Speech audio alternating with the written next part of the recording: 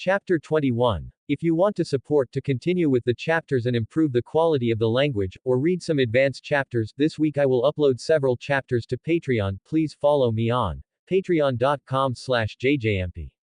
Chapter sponsored by Outsider. Nate analyzed Alice's words at a pace that, had he been present, would have even impressed Edward.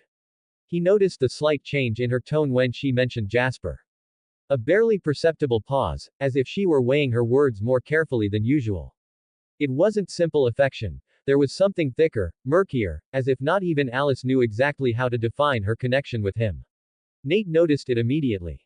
They weren't a couple. There were no visible signs, no territorial gestures, nor that invisible gravity that often hangs between two people who belong together. But there was history. He thought about it for a few more seconds, his brows slightly furrowed, before deciding to save it for later.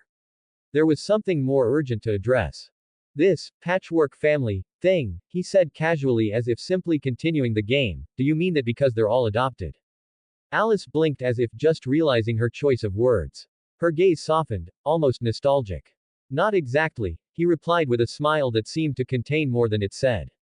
It's more because we came from different places. Loose, damaged pieces, and when we found each other, we became something stronger.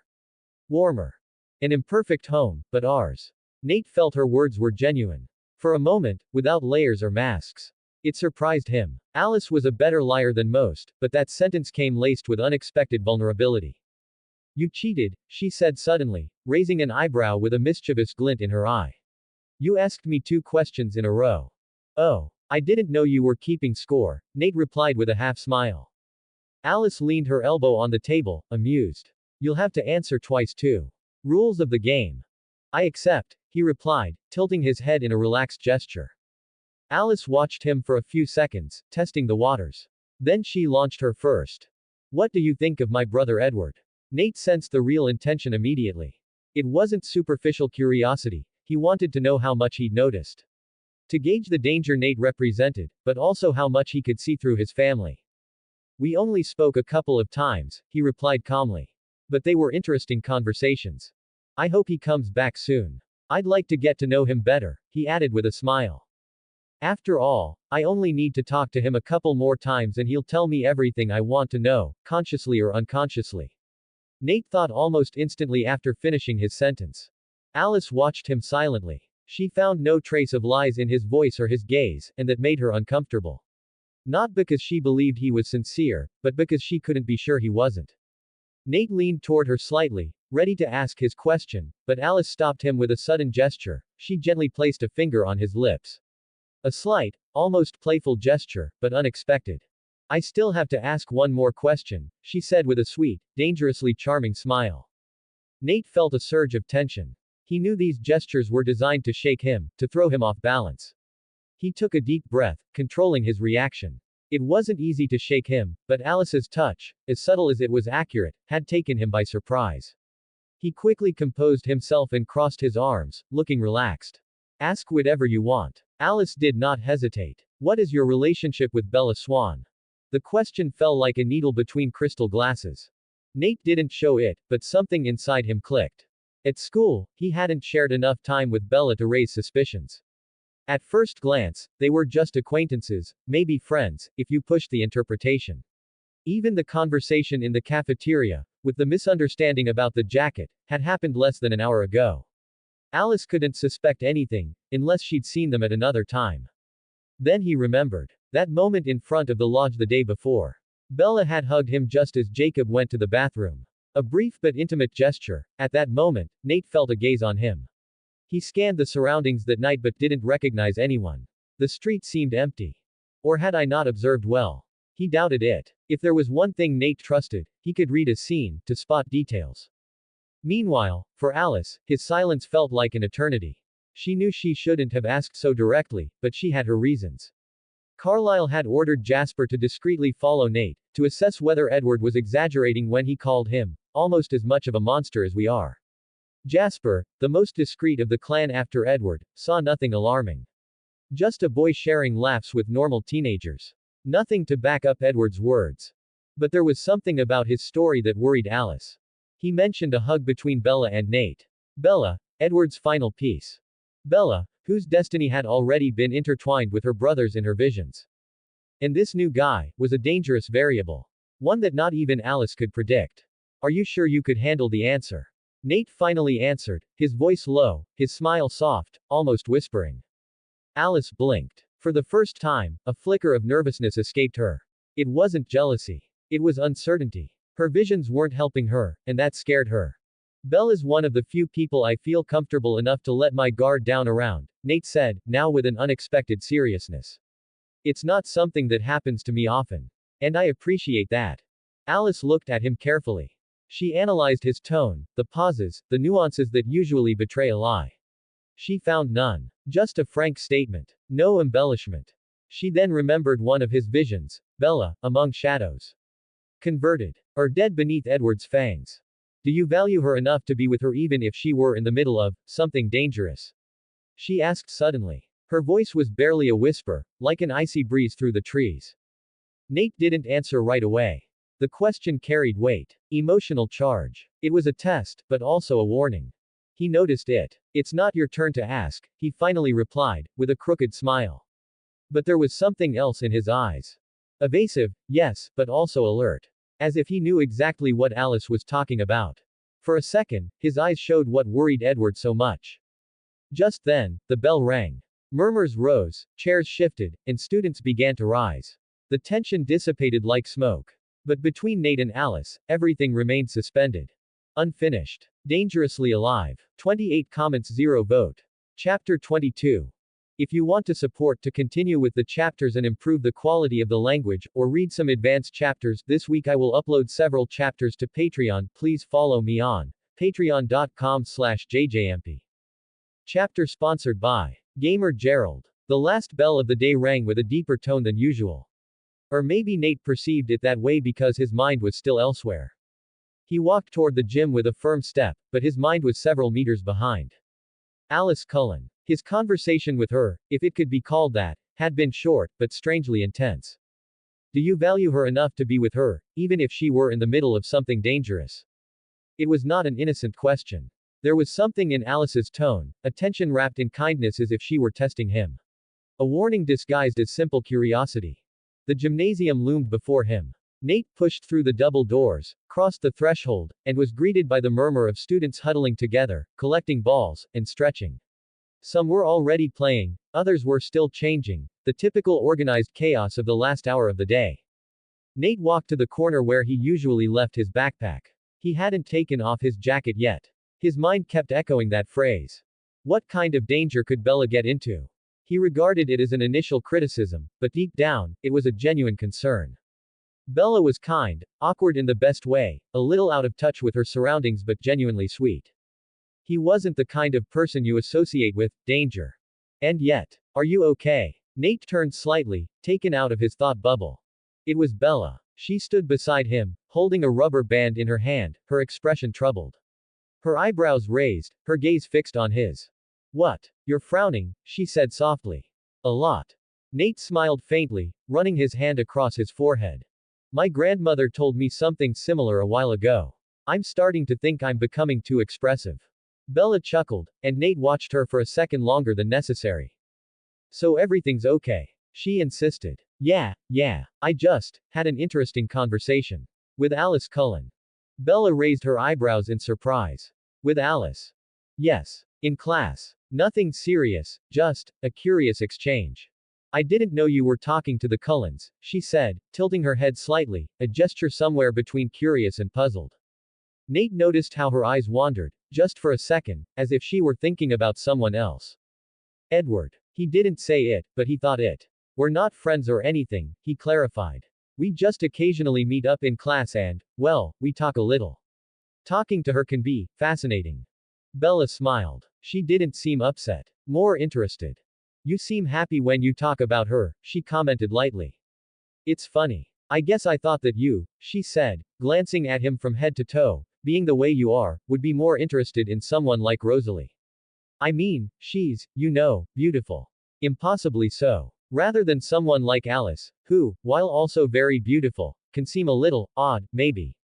Nate laughed softly and shook his head. And you aren't. Bella looked stunned for a moment, and Nate took the opportunity to change the focus. Besides, you'd think a new girl like you would be interested in the team's star player. Mike. Bella replied, raising an eyebrow. Uzu. Not the kind who seems to have chronic stomach pain. What's his name? Edward. Nate added with mock confusion. Bella snorted and smiled, though her reaction was almost too quick. I'm sick of everyone assuming I like someone I haven't even had a normal conversation with, she replied, almost too emphatically. Nate watched her closely. That last part was a lie. He knew it. Not because of anything specific she said, but because of how she said it. Too firm. Too defensive for someone who, in theory, wasn't hiding anything. But he didn't confront her. He was about to change the subject when a ball flew straight towards them. Instinctively, Nate caught it with one hand before it could hit Bella. He held it up, twisting his body at the same time. He knew where it was coming from before he saw it. Mike Newton. And his fake smile. Oops. I missed it, Mike said as he walked over. Good reflexes, man. Bella smiled. She didn't hesitate for a second. Hi, Mike. She waved goodbye to Nate and headed off with the girls who were already starting to split up for practice. Mike stared at Nate. The smile was gone. He was staring at him like he was an equation he didn't like. And Nate, well, he wasn't the type to take offense easily. But there was something in that look that lit an unnecessary spark in him. He threw the ball back with more force than necessary. Mike caught it, though not gracefully. Nate didn't say anything. He didn't need to. The gym class passed like a blur. Nate sloshed along, still anchored to the conversation with Bella, Alice's tone, and Mike's unnecessary hostility. When it was all over, he took a quick shower, put on his jacket, and headed to the parking lot. His Mustang was waiting for him under the usual gray Forks sky. The engine roared with familiarity as it started, and Nate breathed a little easier as he pulled off campus. The drive home wasn't long, but it was long enough to leave the noise of school behind. The wet road wound through trees that seemed even quieter than usual. At home, he parked at the side of the garage and got to work on the car. His '68 Mustang was a gem of a temperament, beautiful, strong, and slightly unpredictable. Like some people, he thought. He checked the battery, adjusted the carburetor, and replaced a spark plug that had been giving him trouble for days. His grandmother came out shortly after, holding a cold drink. You're so wrapped up in there you didn't even hear me come out, she said tenderly. Nate nodded without raising his head. I was concentrating. The carburetor is acting up again. She smiled and handed him the drink. By the way, I heard on the radio that the next few days will be sunny. Nate blinked. It was weird. Very weird in Forks. Sunshine. A few days in a row, they say. Maybe more.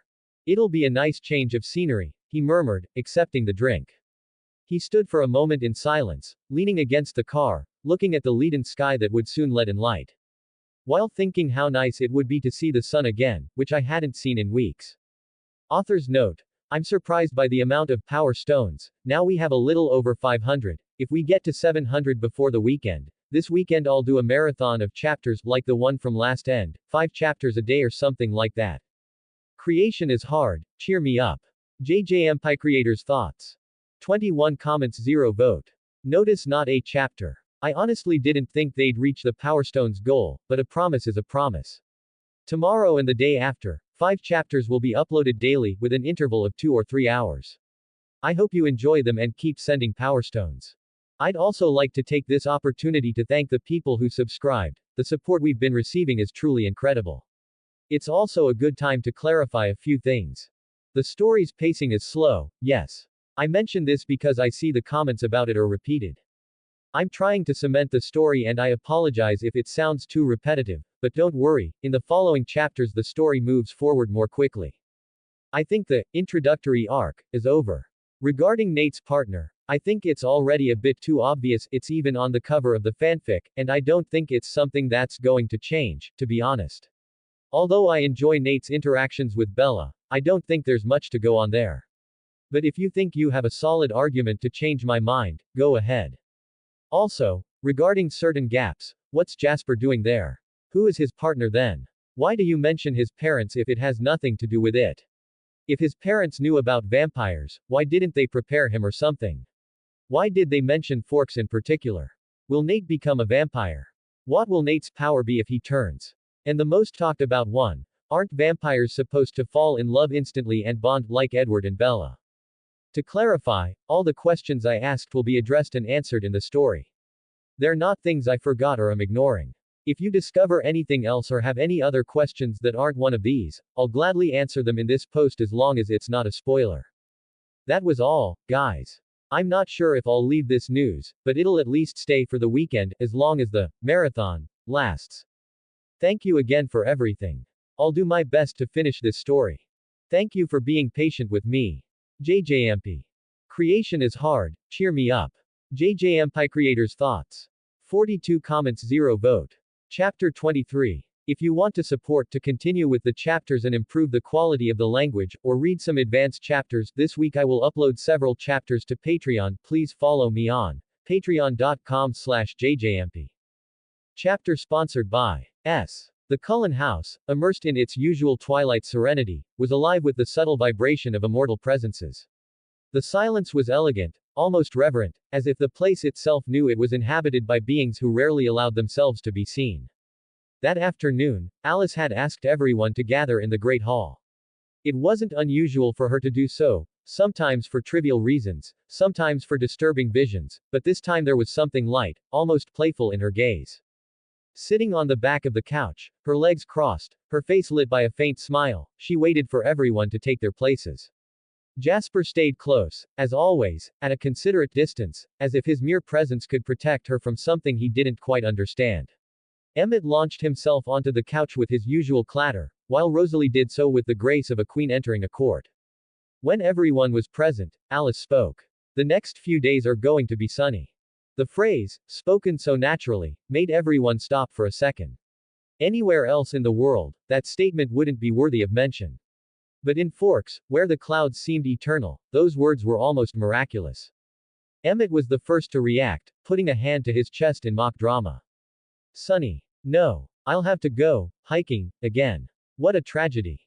Rosalie rolled her eyes, but couldn't help but smile. From her seat, she added. At least here it's a rare event. The sun comes at a good time. We'll have to feed ourselves anyway. Convenient, Jasper murmured in his deep, yet ironic, voice. His tone was neutral, measured. It always was. The conversation turned to lighter topics, places they could go without attracting attention, anecdotes from the past, observations about how boring it was to avoid the sun in public, when the front door creaked softly. Carlisle and Esme walked in, bringing with them an even more tangible calm, if that were possible. Esme reached over to gently kiss Alice's forehead as she passed, then settled in next to Rosalie. Carlisle looked around contentedly. His family, reunited. It was a sight that still moved him. I'm glad to see you all together, he said, his voice warm and seeming to soften any tension. Then his tone changed slightly, becoming more thoughtful. And while we're at it, I'd like to know how much you've found out about the boy who's making Edward so nervous. Their glances met like reflexes, brief and silent. No one seemed particularly alarmed, but everyone was aware. Emmett, as usual, broke the ice. I met him a couple of times. Pretty nice, actually. Observant. Too much so, maybe. He shrugged. And thanks to a comment he made, I ended up eating a hamburger in front of a group of humans. Do you know how disgusting that was? Then I had to throw it up, behind a cafeteria. Disgusting. But he doesn't seem to suspect a thing. Rosalie, impeccable as always, leaned back a little further in her chair before speaking. I saw it. Barely. It didn't impress me. It doesn't look like much. Jasper, always the most analytical, spoke with his gaze lowered. I followed him. At a distance. Using enough speed to avoid detection. He doesn't talk to many people. He doesn't seem emotionally unstable, but yes, there's something. A lingering sadness. Like a shadow that never leaves him. I saw him with Bella Swan, and with Billy Black's son. He acted like a normal teenager. Carlisle nodded, processing each word with the attention of someone who's been making difficult decisions for centuries. Then he turned his gaze to Alice. And you've talked to him more than anyone. What do you think?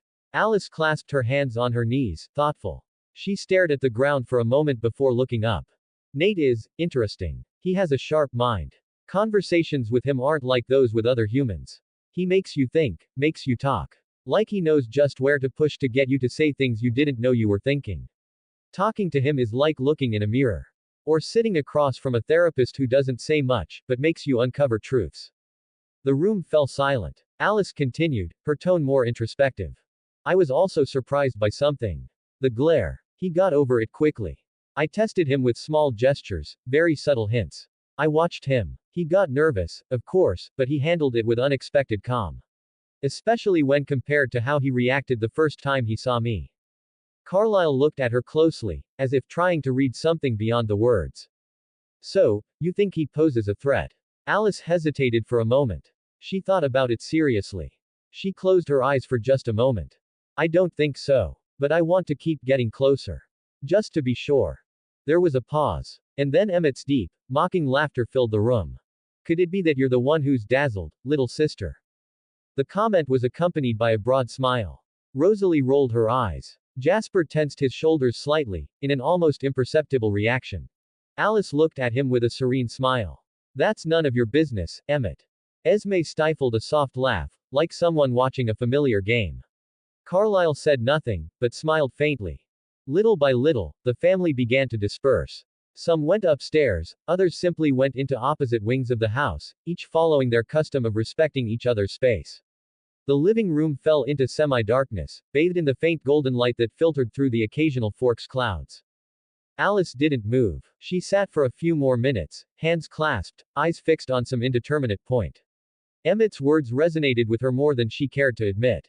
Dazzled. No. It wasn't that. The human would be considered attractive by human standards, but for someone surrounded by near-perfect immortals, he wasn't dazzling either. It was something else. It was the excitement. The uncertainty. Something she'd rarely felt since she'd learned to trust her visions. Nate was a void. A mystery. A piece that didn't fit. And for someone who could see the future with a clarity that was sometimes suffocating. That was almost addictive. Author's notes. Don't forget the Power Stones, smiley face. Creation is hard, cheer me up. Jayjayempi creators' thoughts. 15 comments 0 vote. Chapter 24. If you want to support to continue with the chapters and improve the quality of the language, or read some advanced chapters, this week I will upload several chapters to Patreon. Please follow me on patreon.com/jjmp. Chapter sponsored by EMMR. Nate's week continued with a monotonous, almost dull routine, shrouded in a fog of daily repetition. However, the clear sky of Forks was a rarity he appreciated. The warmth of the sun, though slight, encouraged him to leave his jacket open, roll up the sleeves of his sweater, and drive with the windows down as he felt the cold air filter through the woods. It was the kind of sunshine that felt borrowed, as if the city had stolen it from somewhere less gray. Classes passed without incident. Casual exchanges with Eric, who seemed to consider Nate his best listener, marked the beginning of each day. Chats with Bella, both during lunch and in gym class, had become part of their routine. There was an ease in their way of being together, a kind of unspoken understanding, as if they shared a bubble where sarcastic comments and silly conversations made the day a little less boring. The only difference that week was Edward Cullen still missing. Neither were any of his brothers. Nate, who had learned to notice the gaps, quickly suspected something else was going on. On Thursday at lunch, he subtly avoided sitting next to Jessica, too many unsolicited questions, and instead found a spot next to Angela.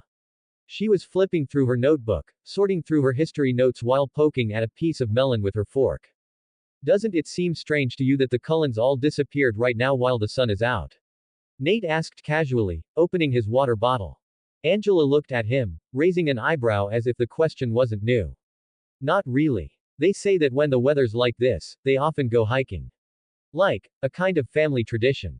Hiking. Nate repeated, tilting his head. The whole family. Angela nodded, looking back at her food. Yeah. Jessica says it's something they've been doing for a while. They camp out sometimes. You know, weird rich family stuff. Nate took a sip of water and nodded silently.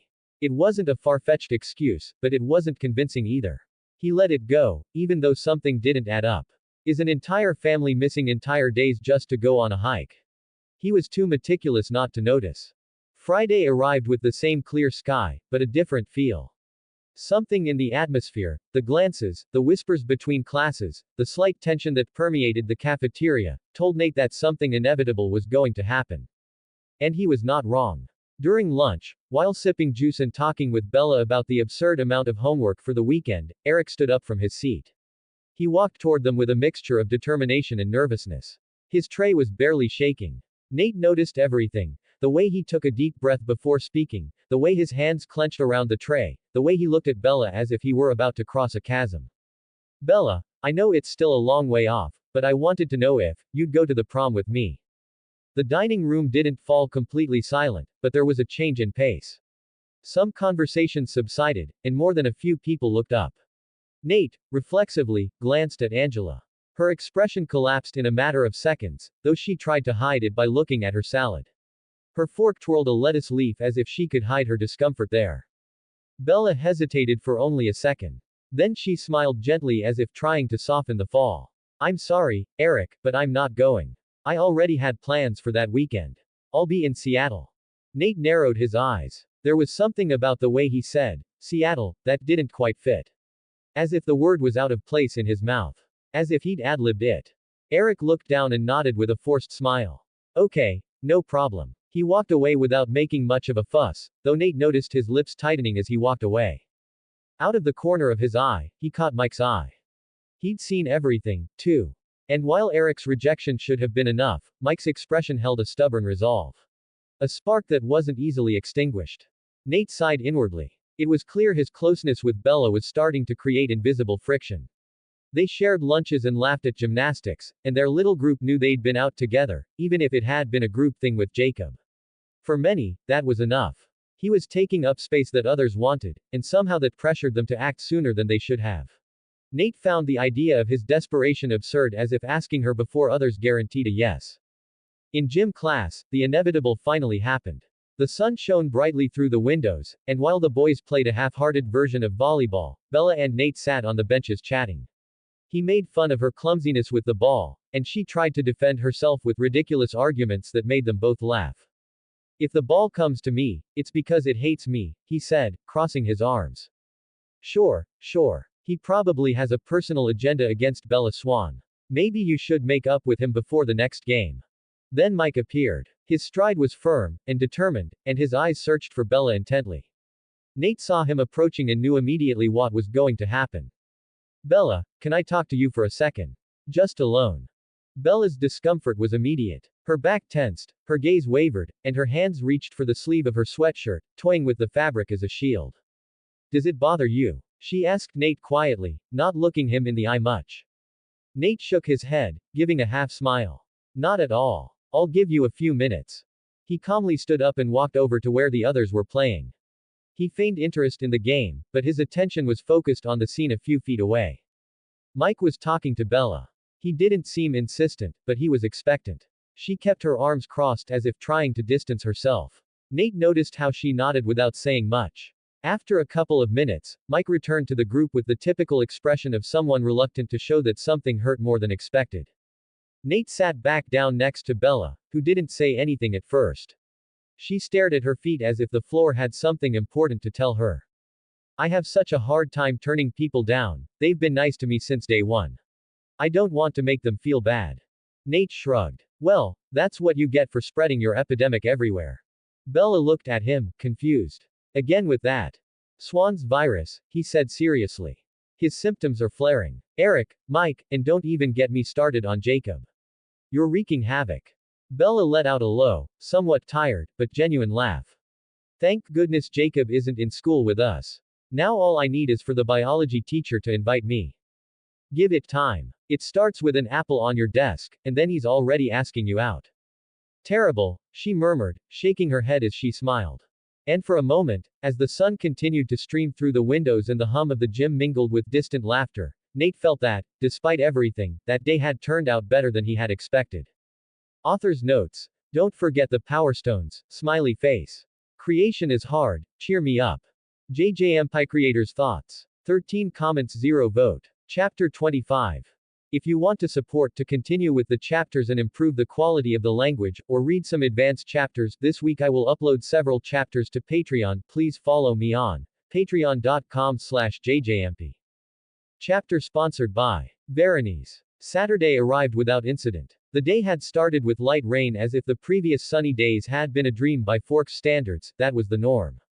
Nate had just sat down in front of his parents' dusty box of keepsakes when his cell phone rang.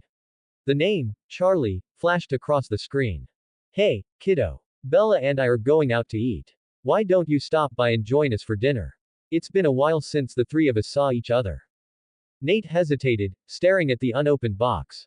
Part of him had planned to use that Saturday precisely to dig through those belongings, looking for any traces of his parents among the things they left behind. But another, more tired, more human, part of him was relieved to have an excuse to leave it for another day. Sure, give me a moment to get ready. I'll catch you there. He hung up with a sigh, not bothering to hide his relief. Spending Saturday rummaging through memories wasn't something he was keen on. Instead, a meal with the Swans sounded light. Maybe even fun. He took a quick shower, put on a dark blue shirt his grandmother insisted enhanced his aura, and grabbed his car keys. The drive to the restaurant was short, with the rain drumming softly on the windshield as if trying to remind everyone that they were in Forks, after all.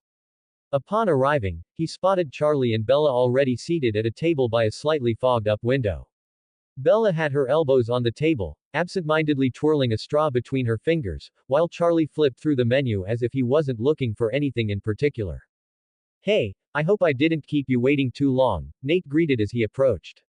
Hey, Nate. Bella gave him a soft smile when she saw him arrive. It's great you could make it, kid, Charlie said, standing up to shake his hand. Then he gestured for him to sit next to them. The waitress approached immediately, and after ordering, the conversation began with the usual stiffness that seemed to accompany every father-daughter interaction.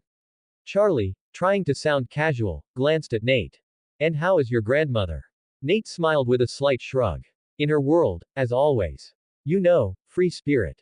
Sometimes I think not even the Forks weather can slow her down. Charlie let out a hearty laugh. Your father used to say the same thing. He said it was impossible to predict his next move.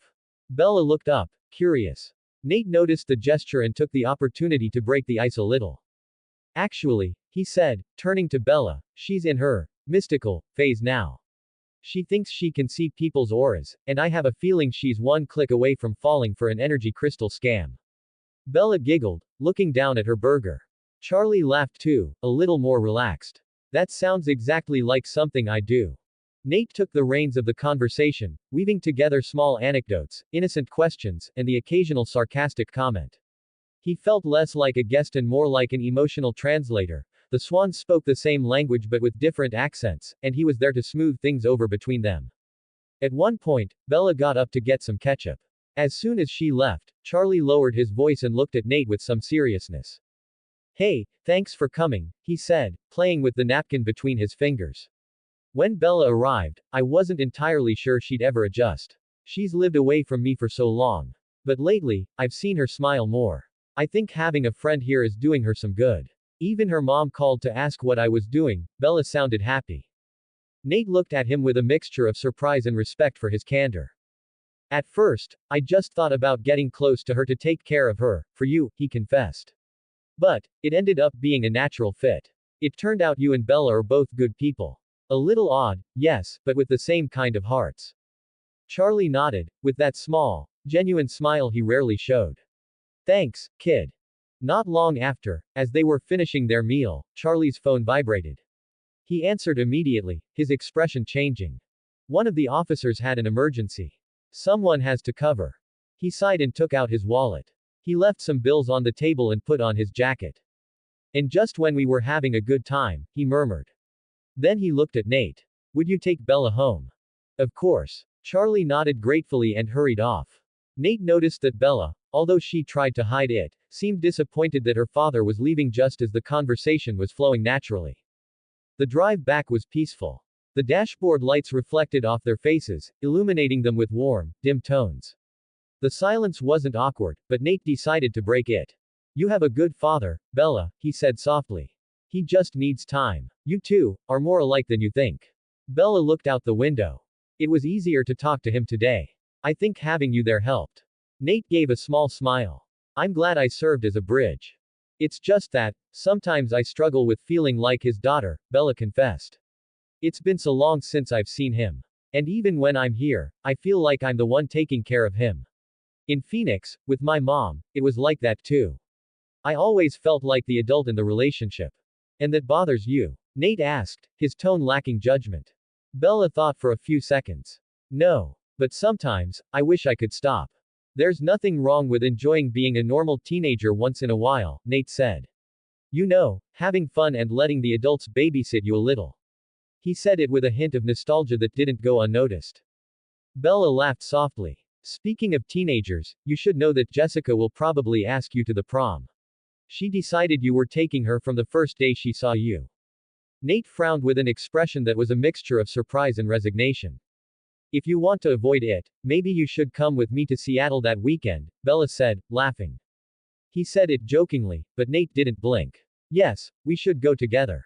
Bella looked at him, surprised. To Seattle. Nate laughed. To the dance.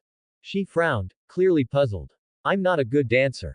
That's why I avoid those things. What if we go as friends?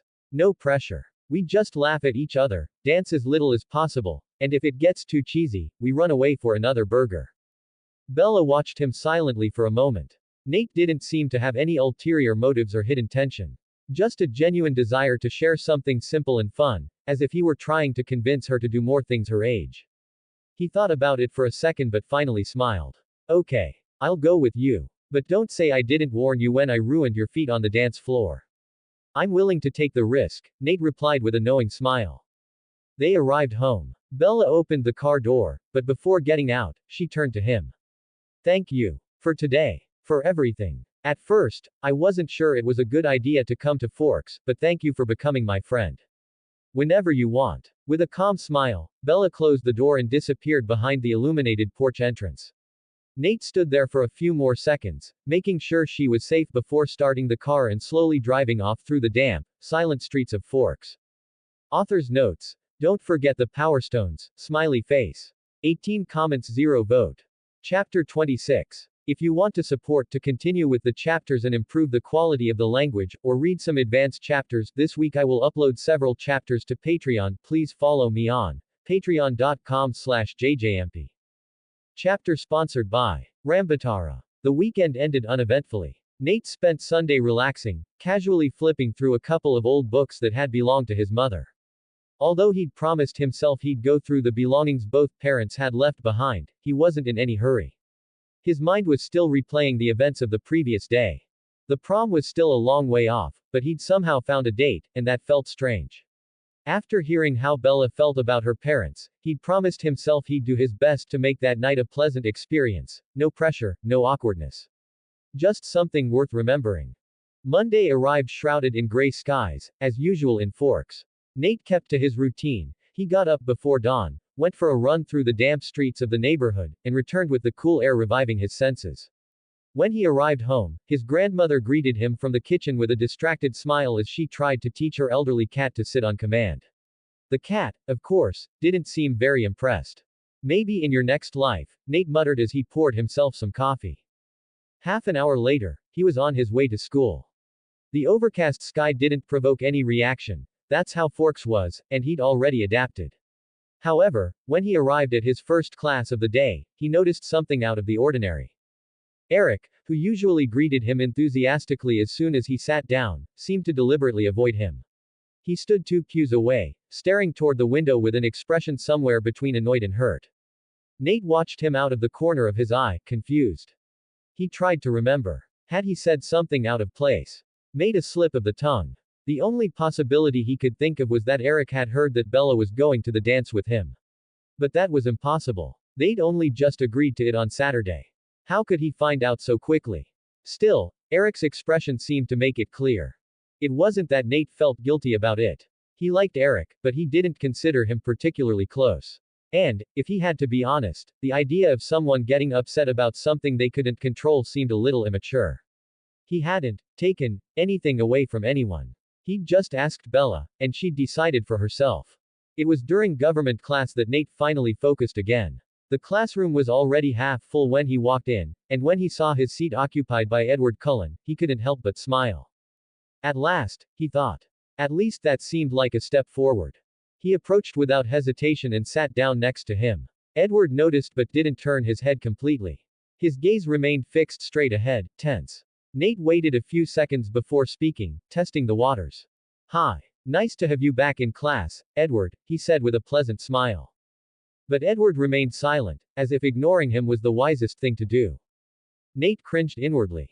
It didn't surprise him too much. It made sense for Edward to try to keep his distance if he considered him a threat to whatever he was hiding. He thought to himself with a mixture of humor and strategy. It seems he's decided that to avoid giving himself away, it's best not to talk to me. That's okay. He's not the only Cullen I can find out something about. Personally, I enjoy talking to Alice, but Emmett seems like he can't keep a secret. Maybe if I focus on him. He didn't finish that thought when Edward let out an audible sigh and turned slightly towards him. I'm sorry. I've had a bad day. I didn't mean to be rude. How are you? Nate detected the effort behind those words, but he didn't take it personally. If he'd learned anything from watching him, it was that Edward Cullen rarely did anything without careful thought. No problem. I just thought today would be a good day to not talk to walls, he replied with a half smile, while in his mind he began to calculate how to find out something today. Edward was silent for a few seconds before responding with another forced smile. I think the walls would be better company than me right now, he replied with a low laugh that, to anyone's eyes, would seem fake, as if Edward weren't used to chatting. Nate noticed again what he'd noticed before, that moment when Edward seemed to disconnect from the present. A pause, brief but strangely precise, as if his attention had drifted elsewhere. As if he were listening to something else. I'm sorry, Edward finally said, his jaw tensing. This class. I'm having a hard time concentrating. Maybe we can talk another time. Nate nodded. He didn't press the issue further. But now that Edward had uttered longer sentences, he detected something new. His way of speaking was unusually formal. Archaic, even. As if each sentence was measured and considered. It wasn't just that Edward was reserved. It was as if his vocabulary came from another era.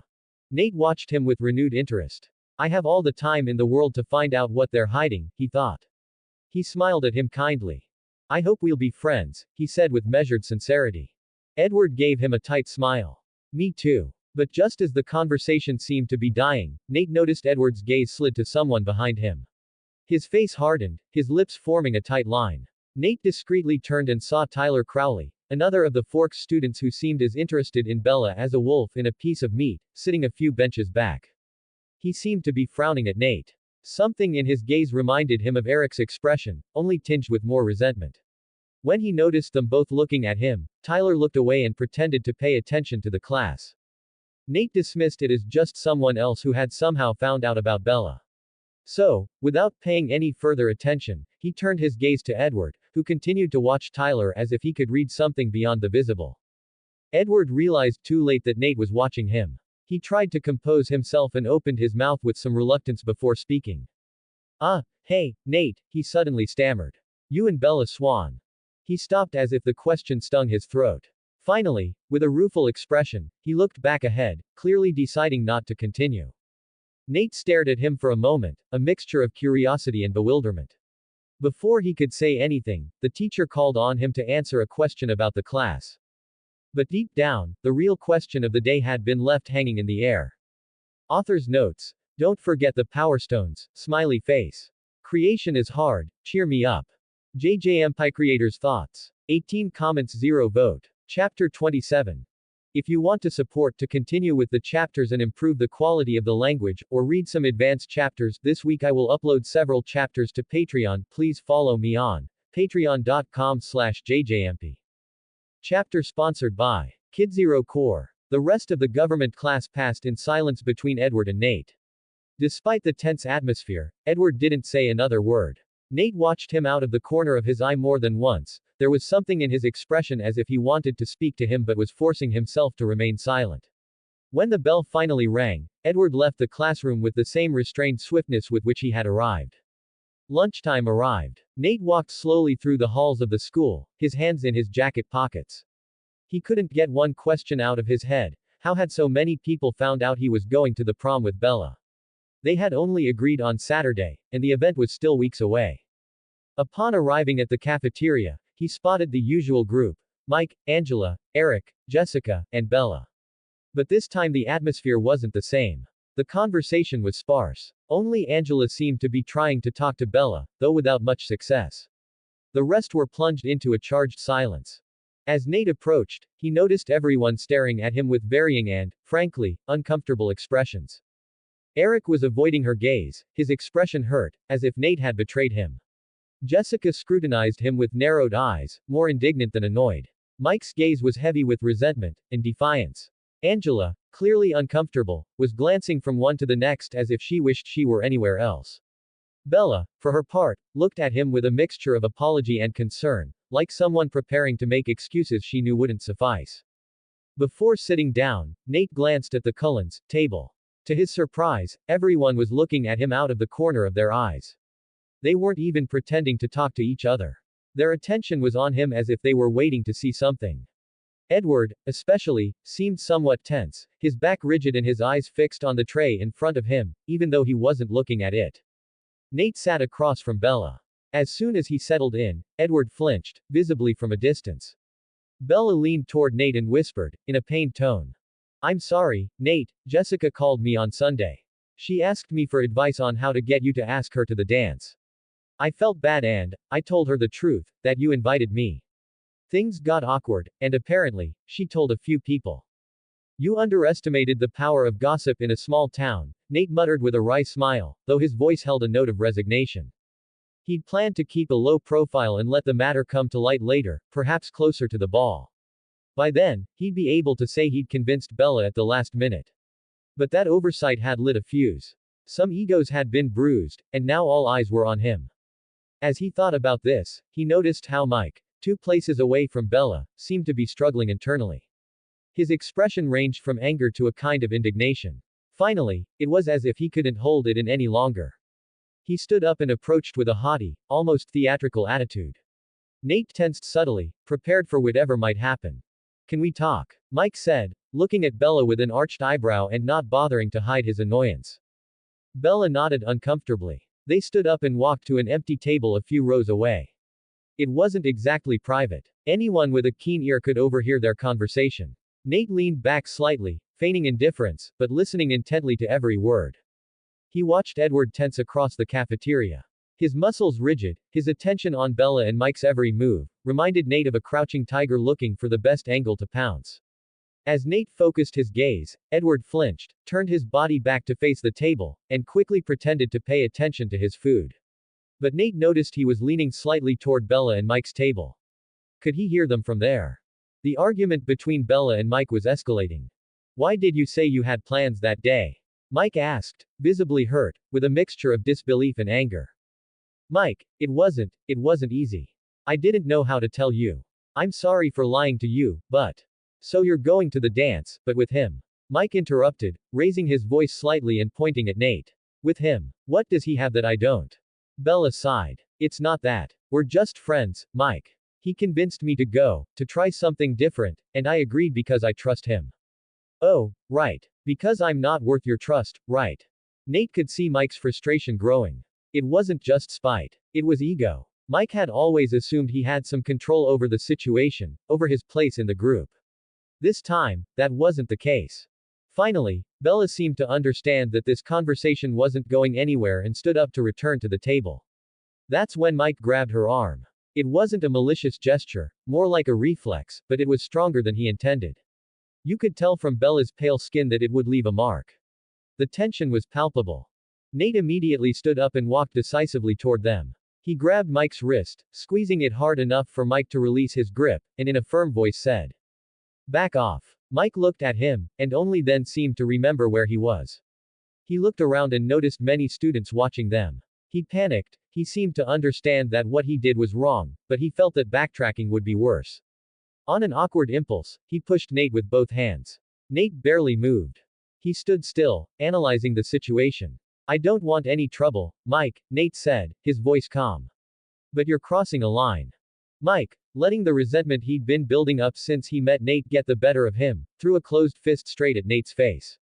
Nate, with sharp reflexes, dodged the blow with ease. He didn't respond immediately, but he saw in Mike's eyes a fury that couldn't be explained. I knew that sooner or later I would have to put you in your place, Nate thought. Then, without further ado, he stepped forward and delivered a sharp, precise blow to the man's chin. The impact was overwhelming. Nate had been boxing for years, and even without all that experience, he didn't know anyone who could beat him fair and square in a fight. There was something about his observation skills that allowed him to understand how his opponent moved in just a few minutes. Mike fell to the floor, unconscious. The entire cafeteria fell silent. Everyone had frozen. Edward, in the distance, was standing there, oblivious. Angela covered her mouth with her hands. Jessica let out a soft scream. Bella froze, her eyes wide. Nate took a deep breath and looked down at the floor where Mike lay. For a moment, he felt disappointed in himself. He knew it wasn't a fair fight, and yet, he went along with it. Then he looked at the Cullen table. Edward was watching him with a mixture of surprise and tension. But what surprised him most was what he saw in his eyes, relief. Are you okay? He asked Bella, his voice low. She nodded slowly as if she was still processing what had happened. Yes, thanks. Nate looked back at Mike on the floor, let out a deep sigh, and with a calm gesture, adjusted his jacket. I guess I'd better go to the principal's office. He added in a low voice as he bent down to pick up the unconscious Mike. Author's notes. Last chapter of the day. Don't forget the Power Stones. Smiley face. Creation is hard. Cheer me up. Jayjayempi creators' thoughts. 36 comments, 0 vote. Chapter 28. If you want to support to continue with the chapters and improve the quality of the language, or read some advanced chapters, this week I will upload several chapters to Patreon. Please follow me on patreon.com/jjmp.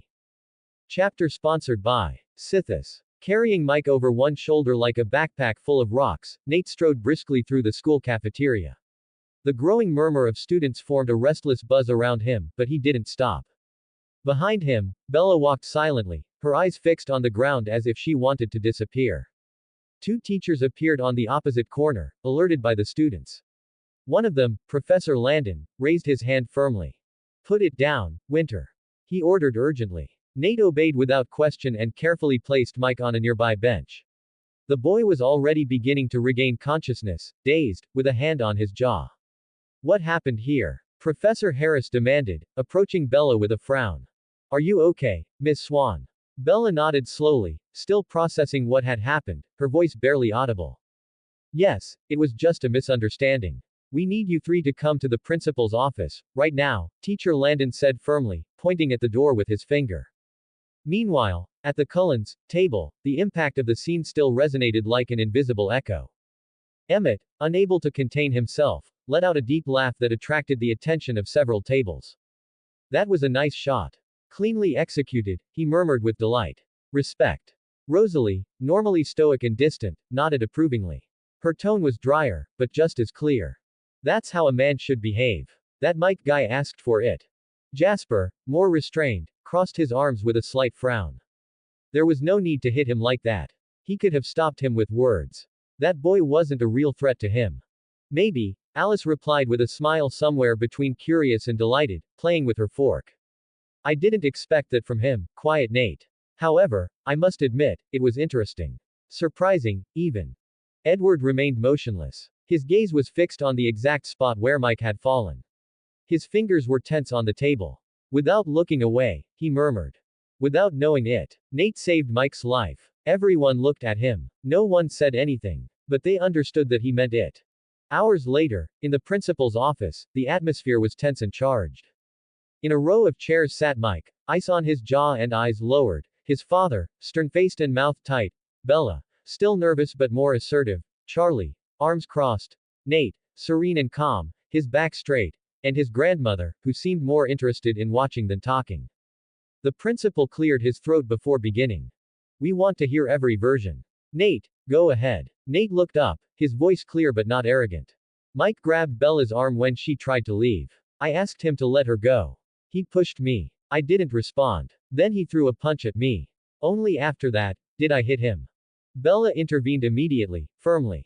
That's true. Nate only intervened because Mike had me restrained. He wasn't the first to attack. The principal looked at Charlie. The police chief said nothing for a moment. Then he leaned forward, his gaze fixed on Bella's arm, where the pressure of Mike's hand was felt. With a restrained gesture, he placed a hand on Nate's shoulder. I know this guy. He's not someone who picks fights. He intervened because it was necessary. Mike's father stood up with a tired exhale. His expression was stern, but there was a hint of shame in his eyes. I want to offer a formal apology, Mr. Swan. Miss Swan, he said, bowing his head slightly. Then he looked at Nate. I don't agree with anyone hurting my son. Mike looked up as if expecting someone to defend him, but what came next left him cold. Quote. But I also recognize that this is, in part, my fault. I've spoiled him too much. Mike looked down, speechless. He seemed to be swallowing his words. Nate watched him closely. There was no mockery in his voice, only clarity. I didn't ask for this fight, Mike. But I had to respond. I hope you learned something from this. And when you're ready, when you want to talk, I'll listen. Mike looked at him confused, as if those words didn't fit with his idea of how a fight should end. He didn't know what to say. For a moment, something in his expression seemed to crack. A crack in the wall of his adolescent ego. The principal adjusted his glasses and spoke in a tone that was neutral. Since we have multiple witnesses and the situation didn't escalate, it's been decided that Mike will receive a 2-week suspension. Nate, even though you acted in self-defense, you'll also be given a 1-week suspension. Not as punishment, but as a message. We want to prevent this from happening again. Nate nodded calmly. I understand. Bella looked down, clearly guilty. But before she could speak, Nate's grandmother, who had been as silent as a shadow, slowly settled herself. She glanced at him and said with a crooked smile. If you knew you were going to be suspended for a week, maybe, you'd have given him 2 punches, son. Charlie burst out laughing, which he tried to hide. Nate smiled. Even the principal sighed, putting a hand to his face. Mike's father didn't respond. He just frowned, staring at the old woman as if she were a phenomenon he couldn't understand. As they left the school and headed to the parking lot, Charlie walked beside Nate, his hands deep in his jacket pockets. As a police officer, I do not condone violence between civilians, he said sternly. Nate nodded, prepared for a longer reprimand. But Charlie stopped, looked at him, and with a slight smile added. Quote. But as a father, and as a man, I couldn't be more proud of you. Nate looked at him in surprise. Charlie added with a touch of humor, nudging him gently in the arm. I always thought your large size was just for show. I see you don't. Bella let out a low laugh. Grandma smiled mischievously. As they got into their cars, Nate thought he wouldn't mind missing a week of school. But he'd have to find something to keep himself busy in Forks, before his next fight was with boredom. Author's notes. Don't forget the Power Stones, smiley face. Creation is hard, cheer me up. Jayjayempi creators' thoughts. 11 comments 0 vote. Chapter 29. If you want to support to continue with the chapters and improve the quality of the language, or read some advanced chapters, this week I will upload several chapters to Patreon. Please follow me on patreon.com/jjmp. Chapter sponsored by Pottermore 123. The drive home was slow and quiet. The rain pattered gently against the windshield as if trying to lull the entire town with its constant murmur. Forks seemed grayer than usual as if the tension of the day had merged with the weather. In the passenger seat, his grandmother broke the silence with a barely contained smile on her lips. I didn't expect you to react like that today, Nathaniel, she commented, with that tone somewhere between calm and mocking that only a woman of her age could handle with such mastery. Nate kept his eyes fixed on the wet road, his hands firm on the wheel. Are you disappointed? He asked finally, his voice low, almost restrained. Disappointed? Please. Her grandmother gave a small, dry, but genuine laugh. Your father was a shy boy. Peaceful. In some ways, he resembled you, but that fire you showed today wasn't inherited from him. She paused, then added conspiratorially, you got that from your mother. She was sweet, quiet even, but when something touched her heart, it could burn. Nate looked away for a second, curious. I never saw her angry, he murmured. I don't remember that much, at least. She rarely did it, and only when it was worth it. But when it did happen, you better have a good excuse to be in her way, she said, her tone of amusement softening. I didn't see a hot-headed guy today. I saw someone who got fed up at the right time. A small smile touched Nate's lips. Sometimes he forgot how much his grandmother knew. All this time he'd taken her for granted as a free spirit or a slightly odd person, but in these brief moments, he felt the weight of her age. Once home, he went straight up to his room, threw his jacket over the chair, and sat on the edge of the bed. The silence of the house was profound, interrupted only by the occasional creaking of wood in the cold. He wondered what the hell he'd do during a week off from school. Forks wasn't exactly a hotbed of emotion. His gaze inevitably ended in the corner of her room, where a blanket covered the box of his parents' mementos. He hesitated. That box had always been like an emotional pit that was hard to climb out of. To avoid her, he took his cell phone out of his pocket and wrote to Jacob. I have a week off. Do you want to do anything tomorrow? The answer came quickly. Sounds good. But tell me the truth, are you going to invite Bella again, or will it be bro's time? Nate let out a small, tired laugh. Bella doesn't need another boy crush around her. Trust me. I already had to deal with one today. Jacob answered with a call. What happened? He blurted out immediately, straight to the point. Mike Newton. He grabbed her. He left a mark on her arm. He tried to hit me and, well, I knocked him out. Nate decided to leave out the fact that Mike was upset because Bella was going to prom with him, thinking that if he didn't tell Jacob in person, he might misinterpret it. And I wasn't there. Jacob yelled. Damn, I missed it.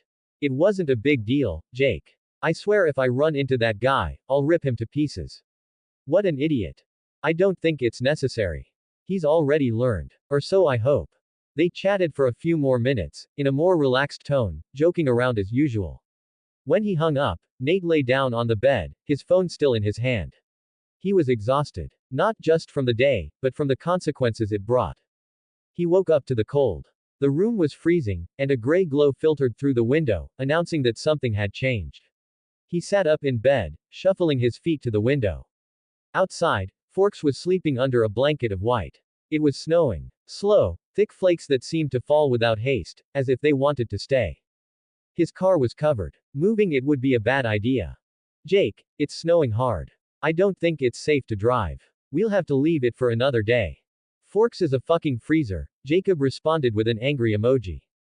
Nate put his phone aside. The house was silent. The world seemed to stand still. He looked back at the box.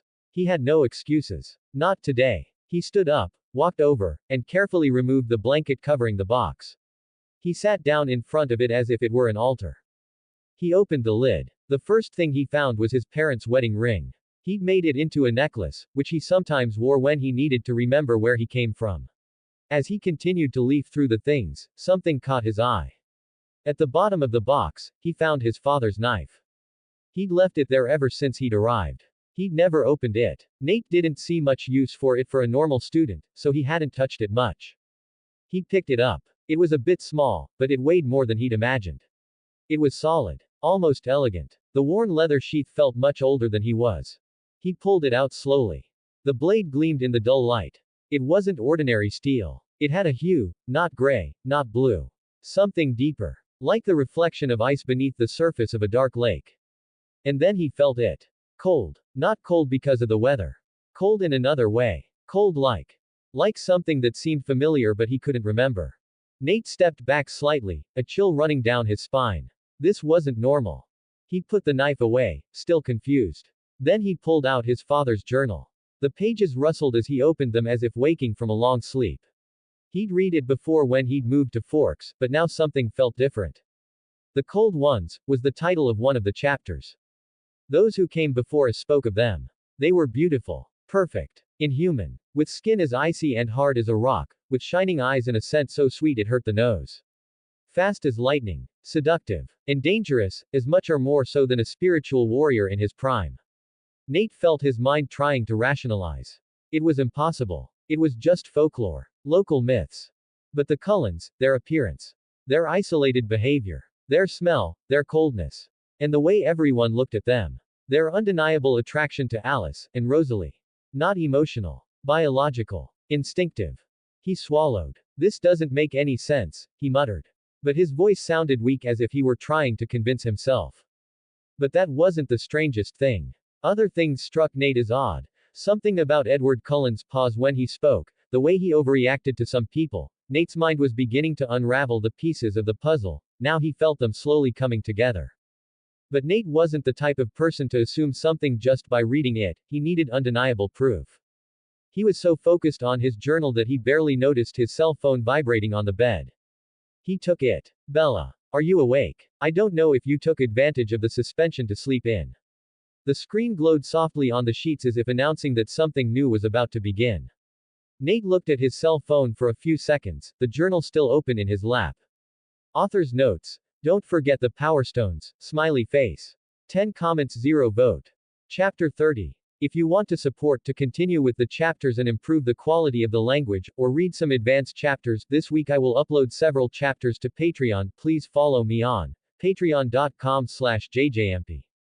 Chapter sponsored by Jack 2001. Nate shook his head a little, trying to shake off his previous thoughts. The white ceiling of his room no longer offered him any distraction or respite. He lay back on the bed, letting the cold mattress steal some of his body heat, and reread Bella's last message. B. Are you awake? I don't know if you took advantage of the suspension to sleep in. A faint smile spread across his face. Bella wasn't one to write for nothing. If she did, it was because she truly meant it. Or because she needed to. Nate shifted a little under the wrinkled sheets and replied. Sort of. Are you still in class? The cell phone vibrated seconds later. B. Yeah, I'm in the gym now. I took advantage of the class to sit down and take a break from today. Jessica can't stop telling everyone about yesterday. According to her, it was a fight straight out of a movie, like you almost killed Mike with one punch. He snorted in amusement. In a small town like Forks, gossip spread like wildfire. Well, giving Jessica credit, Mike fell faster than even I assumed. B. I don't think anyone can take a hit like the one you gave him yesterday without being destroyed. You told me you used to box in your old town, but you didn't tell me you were Muhammad Ali. A soft laugh escaped Nate. But what came next changed the tone of everything. B. On a slightly different note, in biology, I sat with Edward Cullen. It was weird. He talked to me a lot and seemed concerned about how I was doing after yesterday. He was nice. He even asked me if you and I were dating. Nate's brow furrowed involuntarily. He raised his eyebrows, not out of annoyance, but because it was obvious. There was no jealousy. None. But there was a certainty that sank into him like a warning. Bella no longer spoke of Edward as someone distant. She was excited. She said it without saying it. It was noticeable between the lines. And what did you tell him? He wrote, trying to sound casual. B. No. But it was weird. He'd never talked to me that much. Or, I don't know, it was like he'd suddenly changed. You may have already caught another poor boy from Forks in your nets. Bella responded with an angry emoji, followed by another message that, for Nate, weighed more than he expected. His eyes were amber today, almost gold. When I met him, they were dark. Did you notice? Nate stood still. Amber. The image of Edward came to him. The day before, when they were talking in class, before the incident with Mike. He had dark eyes, almost black. Like Alice's. Although, he didn't get to see Alice again that same day. The class with her was after lunch, and by then he'd already been suspended. He frowned. It could have been the light. It could have been something else. He forced himself to rationalize it. Maybe contact lenses, or even a strange optical illusion from the reflection in the classroom windows. But deep down, he knew the coincidences were starting to outweigh the explanations.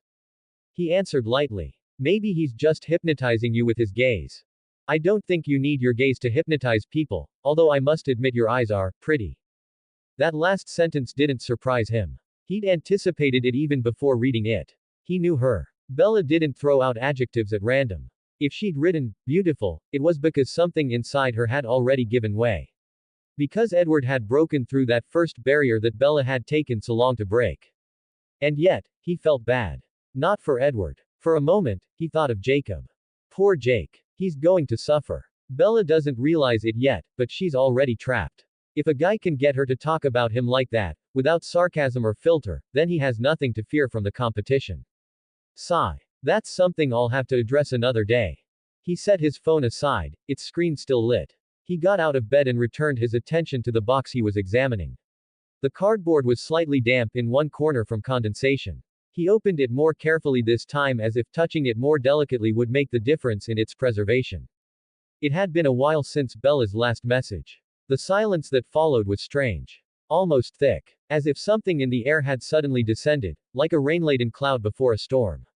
Nate had already finished unpacking everything that was left in the box. Old photographs, some notes from his mother, folded newspaper clippings, quite a few of his father's notebooks, and a couple of drawings he barely remembered doing. He had laid them out on the floor in meticulous order, lined up like pieces of evidence on a detective table. Everything had its place. Every object, its silence. It was then that a noise cut through the stillness. The cell phone vibrated. A call. Eric. That's weird. I thought he was still mad at me. Nate responded immediately. Eric. The voice on the other end was agitated, almost breathless. The words came out in a rush as if panic didn't give him time to breathe. Nate. Bella. She almost died. Tyler's truck went straight into her in the parking lot. I saw the whole thing. I don't know how she survived. It was like a miracle. Nate's heart raced at once, and in his mind, he couldn't help but recall another call that had changed his life, the call in which he was told that his parents had passed away.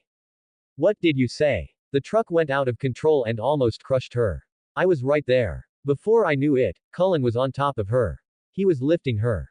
The air thickened. The room became smaller. Nate felt a hard knot in his stomach. Is Bella okay? Is she conscious? Yes. But they're taking her to the hospital. Edward is going with her. And then, silence. A brief one. One that lasted just long enough for everything unsaid to accumulate. I'll let you know if I hear anything else, Eric said, but Nate wasn't listening anymore. He dropped his cell phone on the bed as he hurriedly put on his jacket. The fabric was still cold from the hook where he'd left it. He shrugged it on without bothering to button it. The icy wind blew through his open sleeves as he walked toward the door with quick, steady steps. He didn't care. He ran down the stairs almost two at a time, his heart pounding in his chest as if he too wanted to run. Author's notes. Don't forget the Power Stones, smiley face. 15 comments 0 vote. Chapter 31. If you want to support to continue with the chapters and improve the quality of the language, or read some advanced chapters, this week I will upload several chapters to Patreon. Please follow me on patreon.com/Jayjayempi.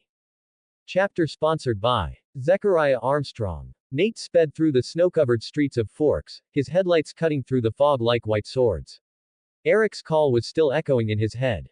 Accident. Pretty. Ambulance. Single words, but each one had pierced his chest like a gunshot. It's like that time, the call that told me my parents had died. He gripped the steering wheel until his knuckles turned white. Not again. Not someone close again. The hospital finally appeared, emerging from the mist like a concrete beacon. He braked sharply and parked anywhere, ignoring yellow lines or signs. He jumped out of the car, his jacket unzipped and his heart pounding so hard he felt it was going to break his ribs. He entered the hospital lobby with long, urgent strides. At the counter, a neutral-faced receptionist looked up at him as she watched him approach. Bella Swan? He asked breathlessly. They brought her in recently. I need to see her. The woman typed slowly and read the screen. Her tone was flat, almost mechanical. Sorry, only immediate family members are allowed in while she's under observation. Dr. Cullen is examining her. But Nate raised his voice before he could stop himself, anxiety spilling over the seams of his self-control. A deep, familiar voice interrupted him from the end of the corridor.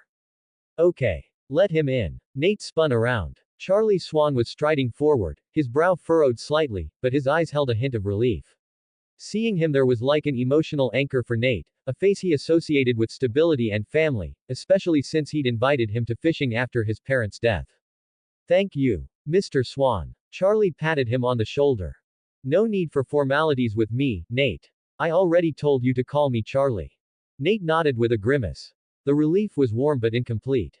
How is Bella? Charlie watched him closely. His voice was softer than usual, almost paternal. She's fine. She had a slight blow to the head. Dr. Cullen is checking her out as per protocol, but there doesn't seem to be any serious damage. Nate exhaled sharply. He hadn't even realized he'd been holding his breath for so long. And the other guy? Eric told me there was someone else involved. Tyler Crowley, Charlie answered, the name coming out with a certain stiffness. His truck went out of control. He'll be wearing a neck brace for a while, but nothing serious. Nate noticed the change in tone. It wasn't just professional. There was a hint of annoyance that didn't fit with Charlie's reserved nature. Tyler just lost any chance he had with Bella, or of driving around Forks again without Charlie glaring at him. Can I see her? Charlie nodded. Sure. She's in room 206. They're almost done checking her out. They walked down the hallway in silence. The sound of their muffled footsteps on the polished floor was louder than any words. As they turned a corner, Nate saw him. Edward Cullen. He was sitting on a metal chair, leaning forward, his elbows on his knees, his face buried in his hands. His leg was moving rapidly, in a constant, involuntary tremor. He didn't even raise his head as they passed. But Nate did look at him. And he saw him. Edward's eyes. They were golden. A shimmering, almost metallic amber, like liquid honey in the sun. Nothing like the dark eyes I'd seen the day before. Nothing. It can't be the light. Or an optical illusion. Yesterday they were black. Dark as ink. And now. A chill ran down his spine. The memory of the words in that old Quillette story journal flashed across his mind. Bright eyes. He shook his head. No. I'm not here for absurd theories. I'm here for Bella. He moved on. Edward didn't move. Charlie stopped in front of a door marked 206 and knocked softly. A female voice answered from inside. Just a moment, we're almost there. Charlie turned to Nate. Give me a minute. I'll see if you can come in. Nate nodded as Charlie slipped into the room. He stood there, alone, facing the door, his heart pounding faster than ever. Through the small window, he couldn't see anything. She's okay. Charlie said she's okay. But, I need to see her. I need to know. I needed to see her confused expression when she didn't understand a joke, the way she narrowed her eyes when something bothered her, and that brief but genuine smile she only used when she truly liked something. Until then, words were not enough. The door opened. A man walked out calmly. He was tall, blonde, impeccably dressed, with the face of someone who could have been 25 or 40, impossible to decipher. Nate instinctively took a step back, and the doctor pretended to almost trip over him. Oh, excuse me, young man, the man said with a polite smile. I'm Dr. Cullen. Have you come to see Bella? Nate studied him cautiously. Something was unsettling about him. Not just the inhuman beauty he shared with Edward and the other Cullens. It was a feeling, a presence that felt out of place. But it was his eyes that put him on alert. They were just like Edward's. That shiny gold that no human had. It can't be a coincidence. Not everyone can wear the same color contact lenses. Yes, I'm coming to see her, he replied, still not looking away. You can come in now. They're finishing getting her settled, the doctor said, giving him a friendly pat on the shoulder. Nate nodded and took a deep breath. His hand trembled slightly as he placed his fingers on the doorknob. Without another word, he walked in. Author's notes. Don't forget the Power Stones, smiley face, and stay tuned for the next chapter, which will be uploaded in 2 or 3 hours. Stay tuned. 18 comments, 0 vote. Chapter 32. If you want to support to continue with the chapters and improve the quality of the language, or read some advanced chapters, this week I will upload several chapters to Patreon. Please follow me on patreon.com/Jayjayempi. Chapter sponsored by Eren Ozcan. Nate entered the room, his heart pounding. Bella was there, lying on a stretcher with a blanket over her legs. She had a thin bandage on her forehead, and a nurse was finishing arranging some medical supplies beside her. Charlie was standing by the headboard, arms crossed, frowning, his gaze fixed on his daughter. Bella turned her head when she heard the door. When she saw Nate, she smiled sweetly, although there was something strange about his eyes, as if he were looking at the world through a fog. Nate didn't say anything. He approached with a measured stride, but as soon as he was close enough, he wrapped his arms around her and hugged her tightly. Tighter than he'd allowed himself lately. It took Bella a second to react, surprised. Then she returned the gesture, and with a half smile, gently patted him on the back. I'm fine, Nate. Honestly, she said in a reassuring tone.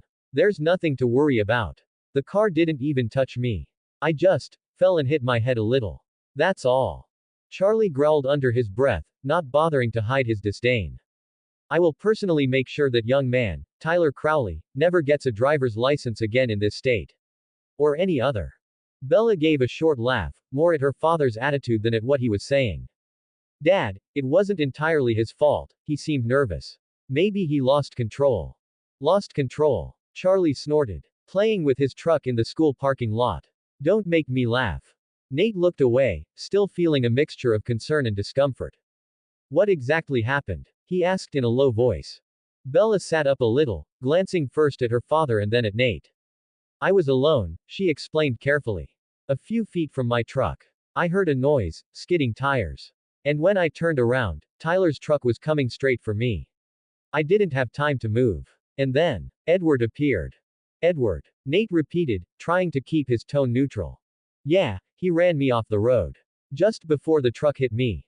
Charlie nodded, this time with an expression that seemed more relieved, even satisfied. I knew it. I always knew it. The Cullens are a blessing to this town. I'm going to thank them personally later. He walked a little further toward the nurse to ask when they could take Bella. Nate took advantage of that moment to turn to her, his face now much more serious. You said you were alone, he murmured. But then you said Edward saved you. Wasn't he with you before? Bella frowned. Her eyes blurred slightly as if a hazy memory was trying to break through the confusion. That's what I don't understand, she whispered. I'm sure Edward was far away, he was about to get into his car. I saw him. I know. But it all happened so fast, and suddenly, he was there. Right next to me. She was silent for a second, and then, in a barely audible tone, she added. Edward stopped the truck. With his hand. Like it weighed nothing. That must have been impossible, right? Nate swallowed. In his mind, the pieces began to fall into place. The legends he'd read. The warnings are disguised as ancient tales. Fast as lightning. With skin as tough as rock. The bright eyes. The coldness. The air of mystery. What if all of this was real? What if what the Cullens were telling weren't just stories? Are you sure? Nate asked in a whisper. Yes, I am. I asked him afterward and he said I must have imagined it. That it was impossible, but I saw it. Nate watched her closely. He saw no doubt in her eyes. Only confusion. The kind of confusion you get when reality shatters into 1,000 pieces and you don't know which one to choose. Maybe I should tell her she's confused. That it was because of the blow to the head. But, what if she isn't? What if this is the moment to take a leap of faith? Maybe, you did imagine it, he said softly, measuring each word. Bella's expression changed. Frustration crept into her expression like a brewing storm. No, she exclaimed. I know what I saw, Nate. I know. Before she could continue, Charlie returned to her side with a relieved expression. The nurse just needs to take some information. After that, we're leaving. Nate nodded slowly, his mind still caught up in Bella's words. Then, an idea emerged. A theory he'd dismissed many times as absurd. But it didn't seem so absurd anymore. Charlie, he said with a smile, why don't we take advantage of this time and thank Edward? He's still outside, right? Charlie nodded enthusiastically. Good idea. It's the least we can do. They walked out into the hallway together. A few feet away, Edward was standing next to his father, Carlisle. They hadn't noticed them yet. Edward looked completely shaken. He was pacing in circles, muttering something in an agitated voice. Nate signaled for Charlie to stop. Quote. I ruined everything. Edward whispered, and Nate heard him. Carlisle placed a hand on her shoulder, easing his tension with a calm gesture. Then he noticed Charlie and Nate and gave them a polite nod before hastily retreating to attend to someone else. Charlie raised his hand with a frank smile and walked towards Edward with a determined step. Son, I can never thank you enough for what you did today, he said sincerely. If it weren't for you, my daughter could have died. Edward, still visibly tense, forced a smile. I was just in the right place at the right time, sir. Nate came over to and smiled at him. Edward, please don't underestimate yourself. You were a hero. Then, with apparent innocence, he added. Tell me, Edward, did it seem to you like Tyler was driving recklessly when he skidded? Charlie, understanding Nate's intention, chimed in enthusiastically. That's it. Your testimony would be very helpful, son. If you saw Tyler acting negligently, we could use that to revoke his license for a longer period. Edward looked even more uncomfortable and responded quickly as if he wanted to get out of that conversation. Sorry, Chief Swan. I didn't pay much attention to Tyler. Charlie clicked his tongue in visible disappointment. Nate pressed a little harder. Edward, were you close to Bella when all this happened? Edward clenched his jaw and looked down. His tone was softer, almost guilty. Yes, I was very close to Bella. That's why I was able to react and push her. Edward, now explain to me why Bella says she saw you stop the truck with your hands. Edward looked up sharply. His face hardened, his expression a mixture of suppressed rage and despair. I already explained to Bella that she must have seen wrong. He replied, his voice on the verge of a scream. She's confused by the blow she took. Charlie looked at him, puzzled. Is everything okay, son? What are you talking about? Edward blinked as if he didn't understand what was happening. He looked at Charlie, trying to gauge whether his reaction was more intense than he'd intended. But when he looked back at Nate, he knew. Nate hadn't asked that last question in his voice. Edward understood in an instant. And Nate silently confirmed it. Author's notes. Thanks for supporting the marathon, the follow-up was incredible. The chapter rate will be 1 every 2 days from now on. If I see a lot of support with the Power Stones, I'll upload extra chapters. I hope you enjoy. 32 comments 0 vote. Chapter 33. If you want to support to continue with the chapters and improve the quality of the language, or read some advanced chapters, this week I will upload several chapters to Patreon. Please follow me on patreon.com/Jayjayempi. Chapter sponsored by Shinku. The air in the hospital hallway was still. Stagnant. As if the atmosphere itself held its breath at the silent meeting of two wills. Nate and Edward stared at each other. Without moving. Without saying a single word. The white fluorescent light above their heads flickered with an almost symbolic slowness, casting faint shadows that danced between them. Edward's golden eyes were wide, frozen in a mixture of shock and terror. He was like a deer caught in headlights, trapped, vulnerable. It wasn't fear of physical danger, it was fear of recognition. For the first time in almost a century, someone had discovered him. Charlie, who was standing between them, turned his head from side to side, confused by the unexpected silence. Guys, am I missing something? He asked, forcing a nervous smile. The intensity of that gaze between the two teenagers had made him uncomfortable. Nate reacted first. He squared his shoulders and relaxed his face, regaining his friendly expression with practiced ease. It's nothing, Charlie, he replied matter-of-factly. I think Edward is a little in shock about everything that happened. I understand. It's not every day you see a truck turning into someone. He turned slightly toward Edward, his expression almost innocent. Maybe if the truck had had a little more momentum, it would have hit you too. Edward remained motionless. His expression was frozen as if he still didn't know how to respond. But then Nate, casually looking away, let his thought emerge forcefully. Dissemble, monster. As if slapped in the face, Edward blinked. The word echoed in his mind with a harshness he hadn't expected. Monster. That word. The same one he'd defined himself with for decades. The same title he'd silently repeated to himself every time he saw his reflection in a mirror. His face twisted for a split second into a wounded grimace, so human it was almost moving. Then, as if something inside him had snapped shut, he repositioned himself. Nate. You're right, Mr. Swan, he said, looking at Charlie without taking his eyes off Nate. Perhaps, the events of the day affected me more than I imagined.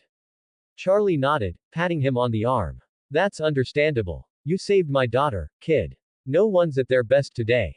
It was at that moment that the office door opened with a soft creak. Bella walked out, accompanied by a nurse, rubbing her temple with a slightly uncomfortable expression on her face. They've finished taking my information, he reported. We can go.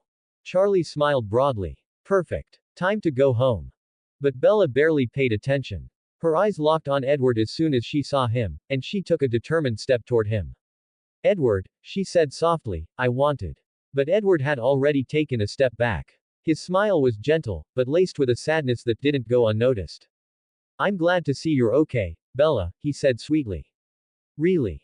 She tried to move closer, insistent. What happened was strange. I know that. Maybe you should go see your father, Edward, Nate interrupted, taking a step between them. His tone was casual, almost gentle. You still seem a little shaken up. Edward looked at him. A moment was enough to understand the message behind those words. Leave now, before Bella says more than necessary. Yeah, Edward murmured, trapped by the escape route Nate offered him. Maybe so. I'm feeling a little under the weather. Then, as if regretting being so abrupt, he looked back at Bella gently. I hope to see you at school when you're feeling better. He turned gracefully on his heels, but the tension in his shoulders didn't go unnoticed. Edward. Bella called, wanting to stop him. We'll talk later. He nodded without turning his face. He walked toward where Carlyle had left minutes before, without looking back. Nate followed him with his eyes. As Edward was about to turn the corner, he thought, fully intending to be heard. This is not over. Edward paused for a moment. He turned to look at him, his eyes wide with nervousness. There was something almost desperate in his face, a silent plea that Nate couldn't quite decipher. Then, without another word, he disappeared down the hall. Charlie watched the scene with a raised eyebrow. Edward seems like a nice guy, he commented, rubbing his chin. But, he comes across as nervous. Don't you think? Bella looked down at the floor. Her voice was a whisper.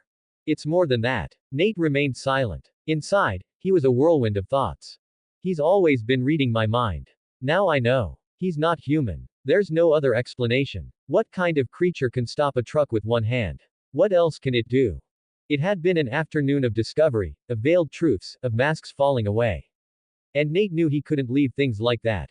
Not while Bella was in the middle of it all. Charlie interrupted his thoughts with a more relaxed smile. Hey, why don't you come home with us? We could get some dinner.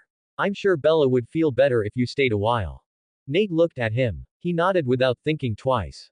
Sure. I'd love to. As they walked toward the hospital exit, Bella between them, Nate couldn't help but glance briefly back down the hallway where Edward had left. I'm not going to leave her alone. Not until I understand what you're capable of, and why you seem so interested in her.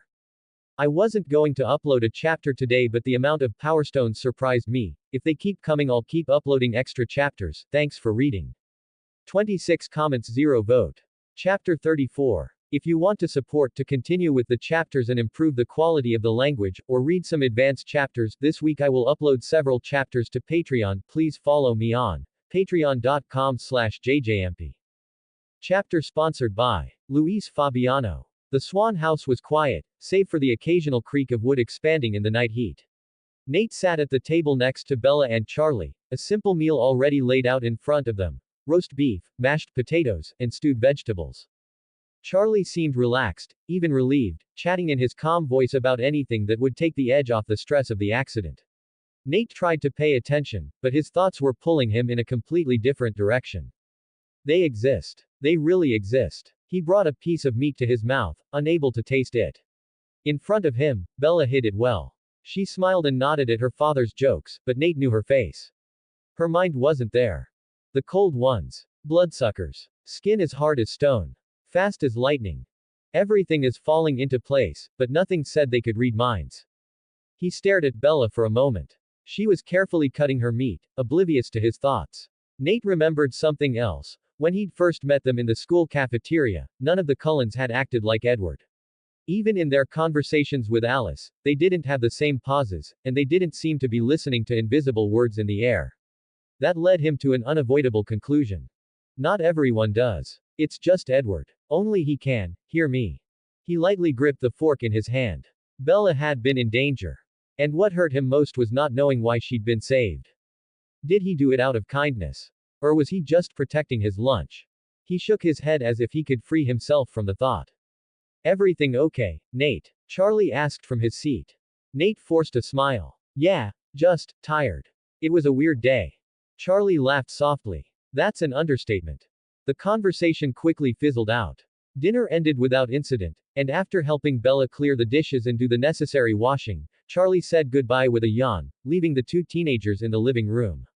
I'm going to sleep, said the police chief, rubbing the back of his neck. Don't stay out there too long, okay? Sure, Dad, Bella said with a soft smile. They both walked out the front door. The air was cold and damp, with that thick calm that only the woods of Forks knew how to maintain.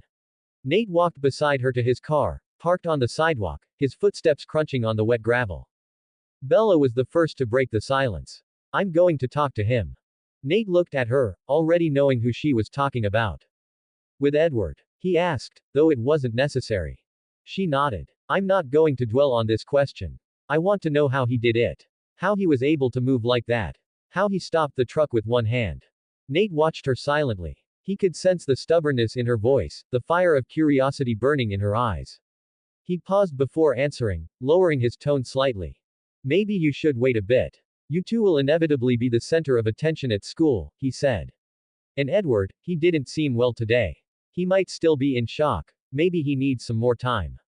Bella frowned. I know. But if anyone deserves to know the truth, it's me. I was there. Nate leaned against his car door. He thought about warning her directly, telling her to back off, that it was dangerous, but he held back. No. If I insist that she move away, she will only come closer faster. Maybe later, Bella murmured as if she were talking more to herself than to him. When things calm down, when everything is clearer. Nate nodded, even though he knew in his mind what that meant. You won't. You won't wait. You'll run straight to him. Before saying goodbye, they shared a quick hug. Nate held her a second longer than necessary. He didn't want to leave her alone. Not after what he'd seen. Not knowing what he knew now. Thanks for coming to the hospital.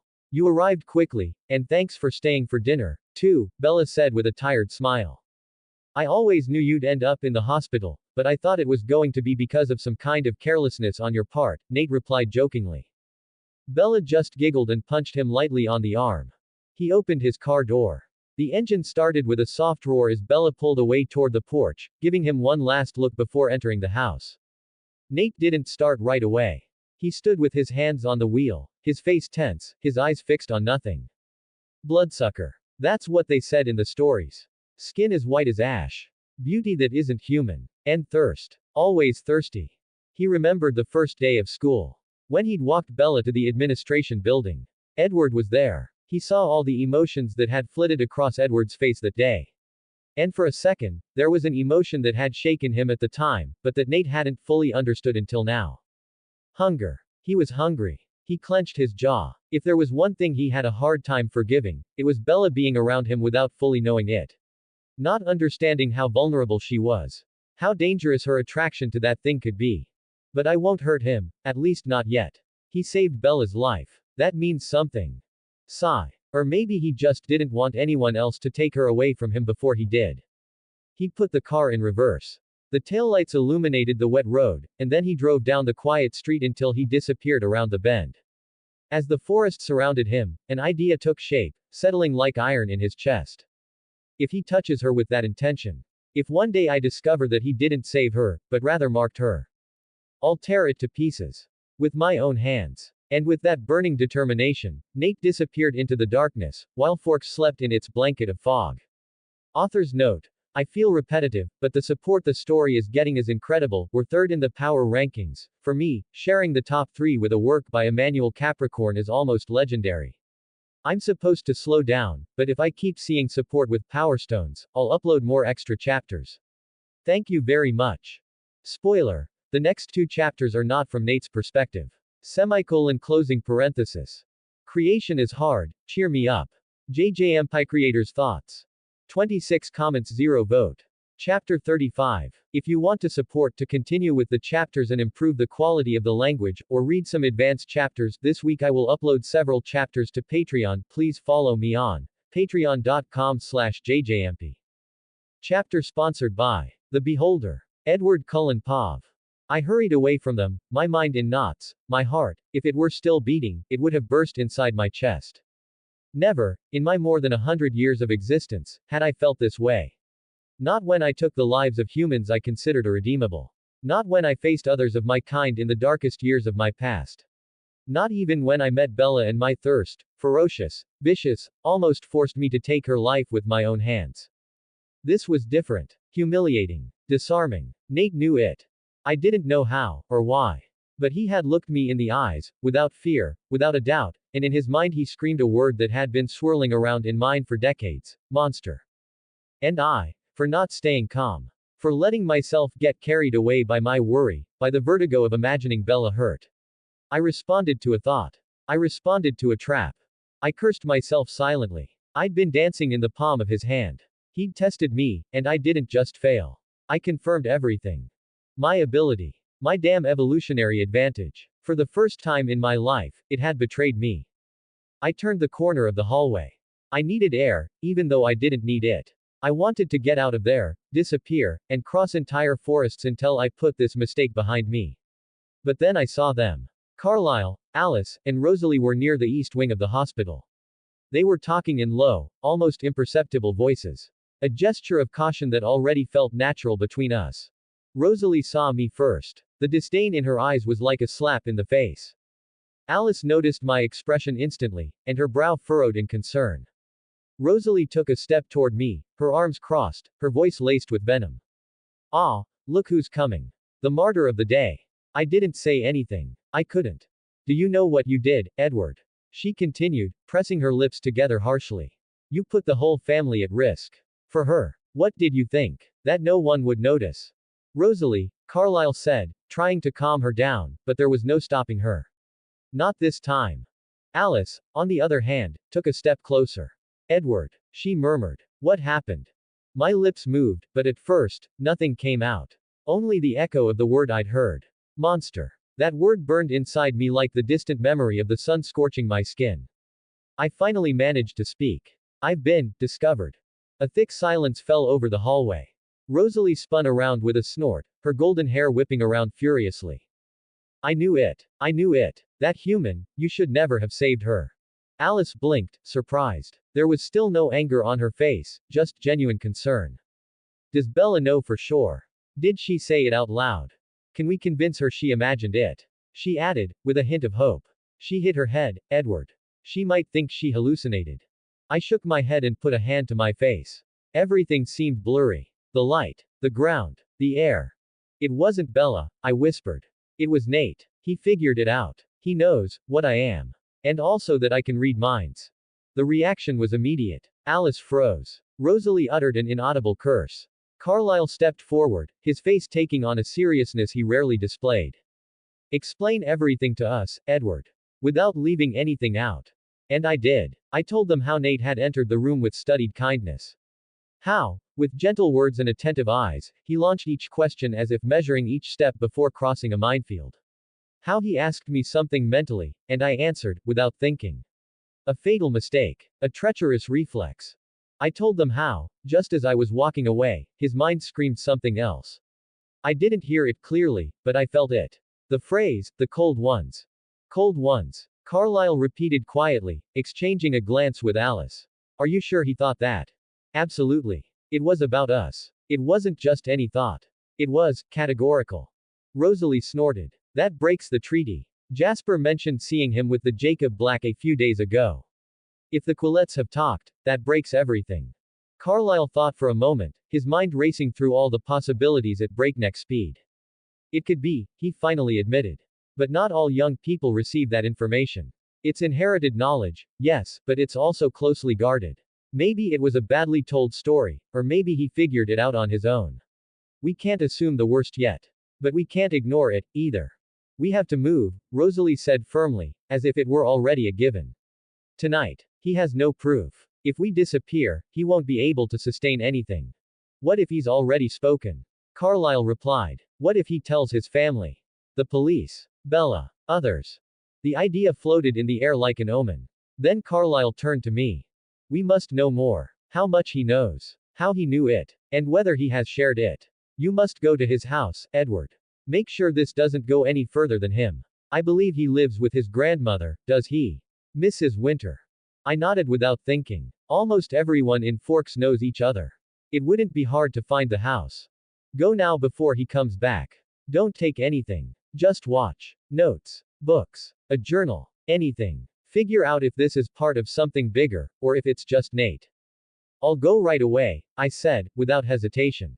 Alice took a step closer. Her eyes were serious. I'm going with you. I looked at her, grateful. Not because I needed her help finding anything, more because a part of me knew that if I was ever going to face Nathaniel Winter, I didn't want to do it alone. Because even though I have the power to take his life with a single movement, one certainty hits me hard. I don't want to have to face someone like him. Creation is hard, cheer me up. We're in second place in the ranking. Wow. Jayjayempi creators' thoughts. 28 comments, 0 vote. Chapter 36. If you want to support to continue with the chapters and improve the quality of the language, or read some advanced chapters, this week I will upload several chapters to Patreon. Please follow me on patreon.com/jjmp. Chapter sponsored by Steelers fan Alice Cullen Pav. The darkness of Forks feels different tonight. It's not just the time, it's just gotten dark, nor the damp weather that seeps through the trees like a whisper. It's a feeling. An invisible knot tightening around destiny. Something is unraveling. Something is changing. Edward feels it too. His steps are more tense, his gaze duller. He doesn't say anything, but I read it in his posture. In his forced silence. I've never seen him like this. Nate Winter's house isn't hard to find, especially in Forks, where everyone knows everyone. It's a traditional, two-story structure bordered by a garden that looks like a construction project and a path of poorly aligned stones. There are no vehicles in the driveway. Probably just his grandmother, Edward murmurs, his tone barely vibrating in the air. Barely a breathy thought. We can't afford to waste time. I nod. In the blink of an eye, we're against the back wall, and, with a clean, precise leap, we reach the eaves of the second floor. We look for an entrance. Luckily, there's a window large enough to squeeze through. It's closed, of course, but not secured. This is Mrs. Winter's room. We find her asleep, curled up under a wool blanket. Her breathing is calm and measured. At her feet, a curious-looking elderly cat spots us and hisses softly. I lean toward him. I feel compassion for his reflection. He doesn't fear me, not really. He only feels the strange echo of what I am. Calm down, I whisper, barely making a sound. I bend down and stroke his head with 2 fingers. He blinks, yawns, and goes back to sleep. As if I've told him a secret that calms him. I smile tenderly at him. It comforts me that some creatures can stop perceiving me as a threat. Even if it's just for a moment. Edward beckons me, and we carefully leave the room, slipping down the hallway like mist. Each step is measured. We don't touch the floor for more than a second. Our stealth is absolute. Nate's room is at the end of the hall. When we walk in, I'm struck by how absent he feels. Everything is clean and tidy, but not lived in. There are no posters on the walls. No personal mementos. No human scent. No trace of joy. It's functional, that's all. The only thing that could be considered disorganized is the bed, which appears to have been left unmade at the last minute. But there is no soul. An open box on the floor catches my eye. Its entire contents have been meticulously laid out. Photographs, notebooks, neatly arranged sheets of paper. It's not clutter. It's a study. Analysis. Obsession, perhaps. I bend down and pick up one of the photographs. A family. A smiling young woman, a man almost identical to Nate, only maybe not as tall and definitely a little skinny, and a boy. Nate. He can't be more than 5 years old. But what strikes me isn't his age. It's his smile. So spacious. So carefree. So human. This isn't the Nate I know. The one I share a class with and who hasn't let his guard down since our first meeting. Nate is polite, brilliant, and calculating, but also somewhat distant. This child, on the other hand, shines. An unexpected sadness washes over me, like a wave of ice soaking my chest. How do you lose a light like that? I remember what he told me in class that time, in the middle of our question and answer game, which seemed more like an interrogation disguised as flirtatiousness, that his parents had recently died. I remember being moved by the expression on his face then. For a moment, the mask of the Nate that Edward fears had fallen away, and only a wounded boy remained. But here is proof of what he lost. I look around the room again, now more closely. This isn't his home, I murmur. It's just a place where he sleeps. The room has no history. It's like an unpacked suitcase. As if Nate didn't expect to stay long. As if he could leave at any moment. A pang of empathy runs through me. Jasper felt it. A deep sadness wrapped around him like a blanket. But seeing it now, printed in old photos and on empty walls, makes it more real. Closer. I realize I've stopped looking. I'm just feeling. Feeling for someone who carries more than either of us saw. It's here, Edward says suddenly. I approach. He's holding an old, leather-bound notebook. The pages are worn with age. It's a journal, he explains. Quillet's stories. Written by his father. I take it carefully. The letters are carefully handwritten. They tell of legends, ancient names, and symbols I recognize from Carlisle and the long conversations about the treaty. And among the stories, the cold ones. So he found out because of this, I whisper. Maybe, Edward says, going back through the box. Then it stops. Alice. His voice has no urgency, but it does have a tone of concern that chills me. He's bent down. He's holding a worn leather sheath. He opens it slowly. Inside is a knife. Small. Once beautiful. The blade shines a pale blue as if light were bending over it. Something about that knife makes me nervous. As if she shouldn't exist. Edward takes it gently. He studies it for a moment as if trying to decipher its nature. Then, without warning, he runs his finger along the edge. Edward. I exclaim instinctively. But it's too late. A thin cut crosses the skin of his finger. I freeze. Completely motionless. That shouldn't be possible. Nothing should be able to penetrate his skin. My gaze falls on the small line marked on his finger, almost shocking against his ash-pale skin. Are you okay? I ask in a barely audible voice. But the answer is irrelevant. We're both staring at him. He's also in shock. This doesn't make sense, I mutter, unable to tear my gaze away. Edward, what kind of knife is this? The house remains silent. But somehow, the air has changed. We are no longer the only ones on alert. And I can't help but think that we just opened a door that should have remained closed. Creation is hard, cheer me up. Jayjayempi creators' thoughts. 35 comments 0 vote. Chapter 37. If you want to support to continue with the chapters and improve the quality of the language, or read some advanced chapters, this week I will upload several chapters to Patreon. Please follow me on patreon.com/jjmp. Chapter sponsored by JSKDJDKK. The house was in shadows when Nate opened the front door. He didn't turn on any lights. He closed it carefully and remained still in the entryway, listening. The evening rain had eased, but the humidity still hung in the air like an invisible skin. Something was off. He couldn't name it yet, but he felt it. He climbed the stairs slowly, each step placed with precision. At the top, he turned toward his grandmother's room. The door was slightly ajar. He peeked inside. She was sleeping peacefully. Steady breathing, a faint snore. The cat slept at her feet, curled in a ball, its back slightly arched from the warmth of the blanket. Nate felt a flicker of relief. At least she was okay. But something didn't fit. His gaze shifted to the room's window. It was open. Just a crack. He frowned. His grandmother always closed it. Not out of habit, but necessity. The cold made her sick. Nate had seen her do it every night, religiously, like a ritual designed to keep the rain out or trap the warmth inside. Did she forget this time? He thought. But he didn't believe it. She might be carefree, yes, but she wasn't careless about that. He closed the window in silence, and the feeling of intrusion grew like a seed finding fertile soil. He walked to his bedroom and opened the door slowly. The smell hit him first. It was subtle, sweet, fairly pleasant, but foreign. It wasn't a cleaning product, nor his clothes, nor any scent native to the house. It wasn't perfume, it was presence. This wasn't here before, he thought. He stepped inside. At a glance, everything seemed in place. The desk was tidy. The lamp was off. The bed was unmade, just as he'd left it. But his eyes weren't ordinary. He had memorized every inch of this room. He noticed a slight shift in the box he'd left open. The photos were a bit more scattered. The notebook that used to lie horizontally was now slightly turned, as if someone had closed and reopened it. The chair was pushed a little further from the desk than usual. I don't think my grandma came in here, he thought. Maybe I moved it myself when I left in a rush, he inhaled slowly. But after everything that happened today, I don't think so. He moved closer, inspecting things in detail. He ran a finger across the desk's surface. Nothing was dirty. Nothing was broken. But everything screamed one thing: you were watched. He sat on the bed, releasing a long, steady breath. Must have been one of the Cullens. It was the most logical answer.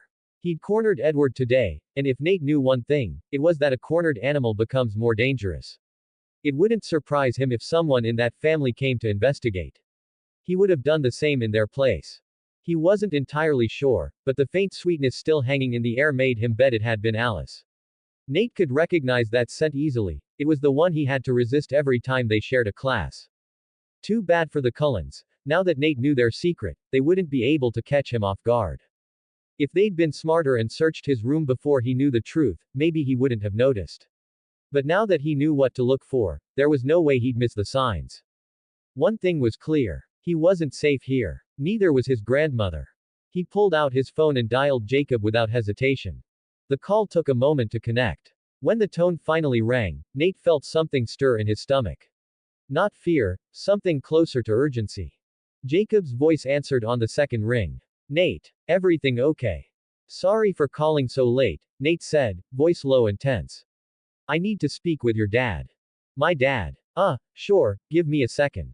There was background noise, maybe a door opening. Then came the familiar, rough voice of Billy Black, full of warmth. What's going on, son? Want to give us another fishing lesson? Nate didn't smile. He couldn't. What stops them from attacking humans? A heavy silence followed. Excuse me. Billy replied, confused. The Cullens, Nate said firmly. I've been in Forks for over a month. No deaths. No disappearances. But I know what they are. And they know that I know. Billy inhaled deeply as if holding something he'd been chewing on for years. I think you're making dangerous assumptions, Nate. I'm not assuming anything, Nate replied. Someone was in my room tonight. No tracks. No fingerprints. But I know someone was here. The way the air moved. The smell. The shift in my things, was one of them. Just be straight with me. How dangerous are they? There was a long silence. Then Billy sighed. I told you to stay away, kid. To not get too close. It's too late for that, Nate said sharply. They're not like the others, Billy finally admitted. They're different. They've made a deal with us. With the Quileute tribe. And they've kept it. So far. What kind of deal? Nate asked impatiently. I can't talk about that over the phone. Not at this hour. Not like this. Then give me the basics. Have they ever killed anyone? Billy hesitated. Then answered, voice lowered. As far as we know, no. At least not on our lands. Nate looked down, watching his shadow stretch across the wooden floor. What if they change their minds? What if they decide to start? Then the tribe will respond, Billy said gravely. Believe me, we're not defenseless. We're not ignorant. If they harmed you, if they crossed a line, we wouldn't hesitate. One of them came into my house, Billy. They didn't hurt anyone, but they were near my grandmother. That already crosses a line. A harsh sigh came from the other side of the line. I get it. And I don't blame you for being nervous. But listen, they won't touch you. Not unless they want to start something much bigger. If I survive the night, I'll be at your house tomorrow, Nate said, tone signaling the end of the conversation. You'll survive, Billy said, and though his voice was steady, there was a thread of concern in it. I promise. And we'll talk. I'll tell you what I can. But you've stepped into something you shouldn't have, son. This is bigger than you think. I know, Nate murmured. And I want to understand it before it consumes me. Billy didn't say anything else, but his silence was heavy, like someone who's said all he can say. The call ended. Nate sat in silence, staring at his bedroom door. He knew no one was on the other side, for now. But he also knew the calm was only a pause. Creation is hard, cheer me up. Jayjayempi Creators Thoughts. 38 comments 0 vote. Chapter 38. If you want to support to continue with the chapters and improve the quality of the language, or read some advanced chapters, this week I will upload several chapters to Patreon. Please follow me on patreon.com/jjmp. Chapter sponsored by Blurgus Gaming. Nate forced himself to sleep that night. Despite the constant tingling at the back of his neck, the invisible weight that made him glance toward every dark corner of his room, he closed his eyes with the determination of someone who knows that sometimes, the best move is to make none at all. If the Cullens were like the cold ones of Quileute legend, then it didn't matter if he stayed awake or kept a bat under his pillow. If they were already bold enough to investigate his house, his bedroom, then it wasn't lack of vigilance that put him in danger, but ignorance. Sleeping doesn't make me more vulnerable than I already am, but waking up tired would only dull my greatest strength. He fell asleep wrapped in that certainty.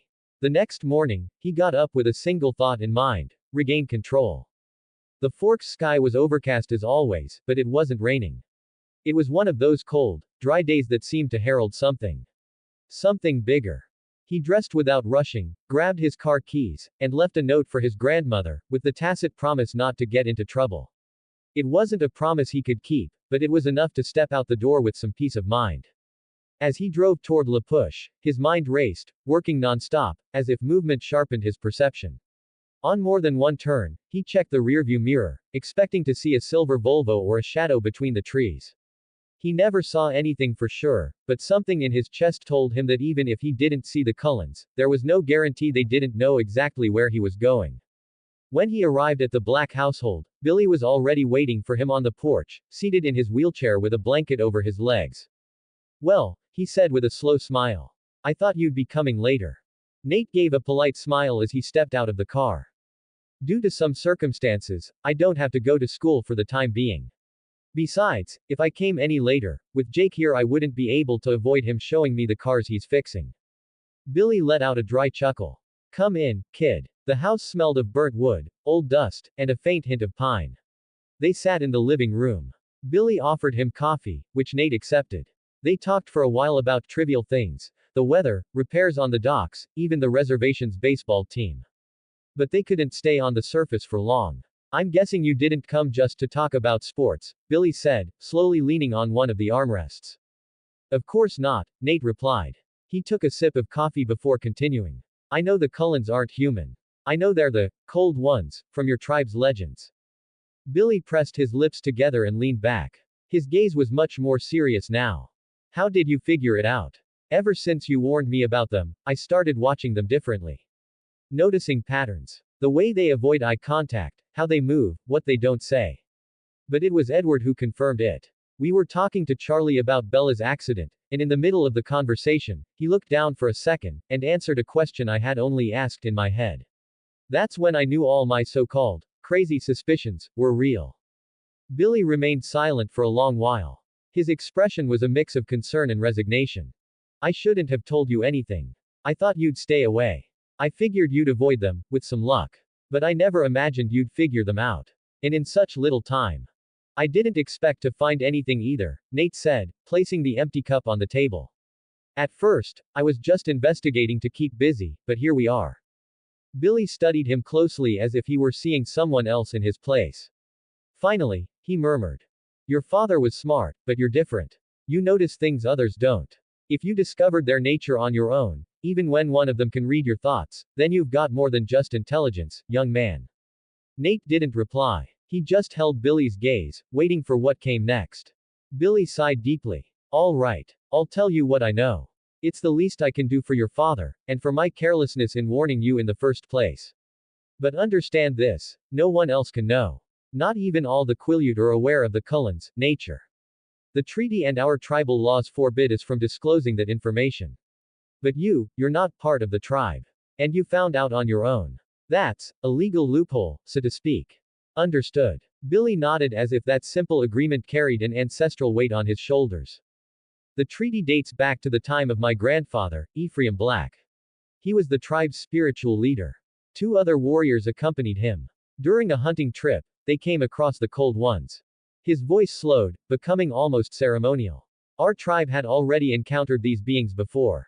They were ruthless, set on ending the lives of innocent people. Many of our old warriors fell to their fangs, but the Quileute managed to defend themselves. We were not defenseless. Our brave warriors were just as strong as any of them. But Carlisle Cullen, his mate, and 3 of their children were different. They came to these lands and showed a respect for life that was unlike the rest of their kind. That's why my grandfather decided to try something unheard of, to forge a treaty with them, in search of peaceful coexistence. What does the treaty establish, exactly? The Cullens may not hunt humans. They cannot bite, transform, or create more of their kind. In return, we would not attack them as long as they stayed away from our lands, and our people. Billy paused as if weighing every word. Additionally, we are forbidden from revealing their existence. We cannot speak of them to outsiders. For the Quileute tribe, that is the price of peace. Nate narrowed his eyes, finally understanding the root of Billy's tension. But I figured it out on my own. You didn't break the treaty by confirming it. Billy looked at him gravely. I'm not so sure about that. 18 comments 0 vote. Chapter 39. If you want to support to continue with the chapters and improve the quality of the language, or read some advanced chapters +6 this week, I will upload several chapters to Patreon. Please follow me on patreon.com/Jayjayempi. Billy was still looking at him with a mixture of gravity, unease, and guilt when Nate broke the silence with a calm voice as if trying to diffuse the tension with carefully measured words. You can relax, Billy. Really. You just sped up the inevitable. Billy frowned. His gaze, though firm, showed a slight shadow of confusion. What do you mean? Nate tilted his head, a half smile touching his lips. His voice remained serene, almost analytical. Even if you hadn't told me anything, I still would have started paying attention to Edward Cullen. Billy raised an eyebrow, puzzled. Why? Nate met his gaze, direct and unadorned. Because he's interested in Charlie's daughter. The mention of Bella dropped with the weight of truth neither of them wanted to admit. Billy froze. The air seemed to grow heavier. Bella? He asked, his voice low, as if merely speaking her name could draw danger closer. There was a worry in his tone that had been held back until now, like a crack finally giving way. Nate nodded, his expression growing more serious. Yeah, I've noticed it for a while now. He watches her when he thinks no one's looking. Finds excuses to cross paths with her. And when the accident happened, he was there. Too fast. It wasn't a coincidence. And it wasn't just what he did, it felt like he'd already been watching her all along. Like there was something more than fear or concern. Something stronger. Billy rubbed a hand over his face, a tired, defeated gesture. My God. I know, Nate murmured. I'm worried too. I don't know what Edward's planning. Maybe even he doesn't. But there's something magnetic. Like Bella's some kind of magnet to him. He paused. Then added, with a hint of discomfort. And the worst part is that it seems mutual. Bella's just as interested in him. At first, she tried to hide it, but as she began to trust me more, she became more honest about her feelings. She doesn't hide it as much anymore. Sometimes she talks about him without saying his name, but it's obvious. Billy took a deep breath as if every word from Nate added another weight to his chest. Speaking seemed harder now. Did you tell Bella anything? Nate shook his head. Not yet. I'm still considering how to approach it. She's stubborn. Very much so. If I'm too direct, if I tell her to stay away from Edward without solid proof, she'll probably do the opposite. And if I decide to tell her the truth, I don't know what kind of consequences that might bring. Sometimes, ignorance can be a blessing. Billy nodded slowly. It was clear that the answer weighed on him just as much as it did on Nate. And if she feels I'm pushing too hard for her to stay away from him, Nate continued, she'll start lying to me. Sneaking around to see Edward. That would be worse. I'd rather keep her close and watched, than blind and determined to prove me wrong. Nate added, his voice quieter, almost like he was talking to himself. Silence fell again, thick as a blanket. Outside, the wind rustled through the treetops with a deep murmur, heavy with foreboding. For a moment, both men shared the same fear, not for what they already knew, but for what might come. Billy let out a long breath. So, what do you plan to do? Nate looked down at the empty cup on the table. He picked it up by reflex, watching how its shadow warped across the wood. Then, without looking at Billy, he spoke. Pressure them. Maybe not Bella directly, but the Cullens. If they feel Forks isn't a safe place anymore, they might leave on their own. Or at least reconsider staying. Billy watched him with dark, ancient eyes. His voice carried the weight of generations. Don't underestimate the cold ones. Even the Cullens. I know they seem different. They try to live with a sort of humanity. But their nature still beats with the same things: hunger, pride, immortal patience. They're predators. Sometimes, empathy is just part of the hunt. Nate held his gaze for a moment, then smiled gently. You know, now that I know the Quileute are here to protect the people of Forks, I feel a little safer. Like, with you around, the Cullens don't seem like such a big threat. Billy's expression softened. Not completely, but enough to reveal a trace of appreciation. It's been a long time since I heard someone say that. Nate stood up calmly. He adjusted his jacket in an automatic motion and walked to the door. Every step seemed measured, as if weighing the world with each stride. Thanks for the coffee. And for talking to me, even when you weren't supposed to. Billy nodded silently, his eyes tracking the young man's movements. Nate crossed the porch, walked down the steps slowly, and headed for his vehicle. He placed a hand on the door handle, but didn't open it. He stood still as if an idea had brushed against his soul. He turned slightly, not needing to approach, and raised his voice. How many do you have right now? Billy frowned. How many what? Nate smiled, still watching him. Those spiritual warriors you mentioned. I got curious. You seem pretty confident you could stand up to the Cullens if things went south, so I wondered how many you have now. Billy didn't respond. Not a word. Not a twitch. Only the whispering wind among the trees bore witness to the silence. Nate held his smile for a moment longer. It wasn't mockery, it was respect. A dangerous mix of admiration and challenge. I thought you were the reserved type. But that was a perfect answer. He climbed into the vehicle, closed the door gently, and started the engine.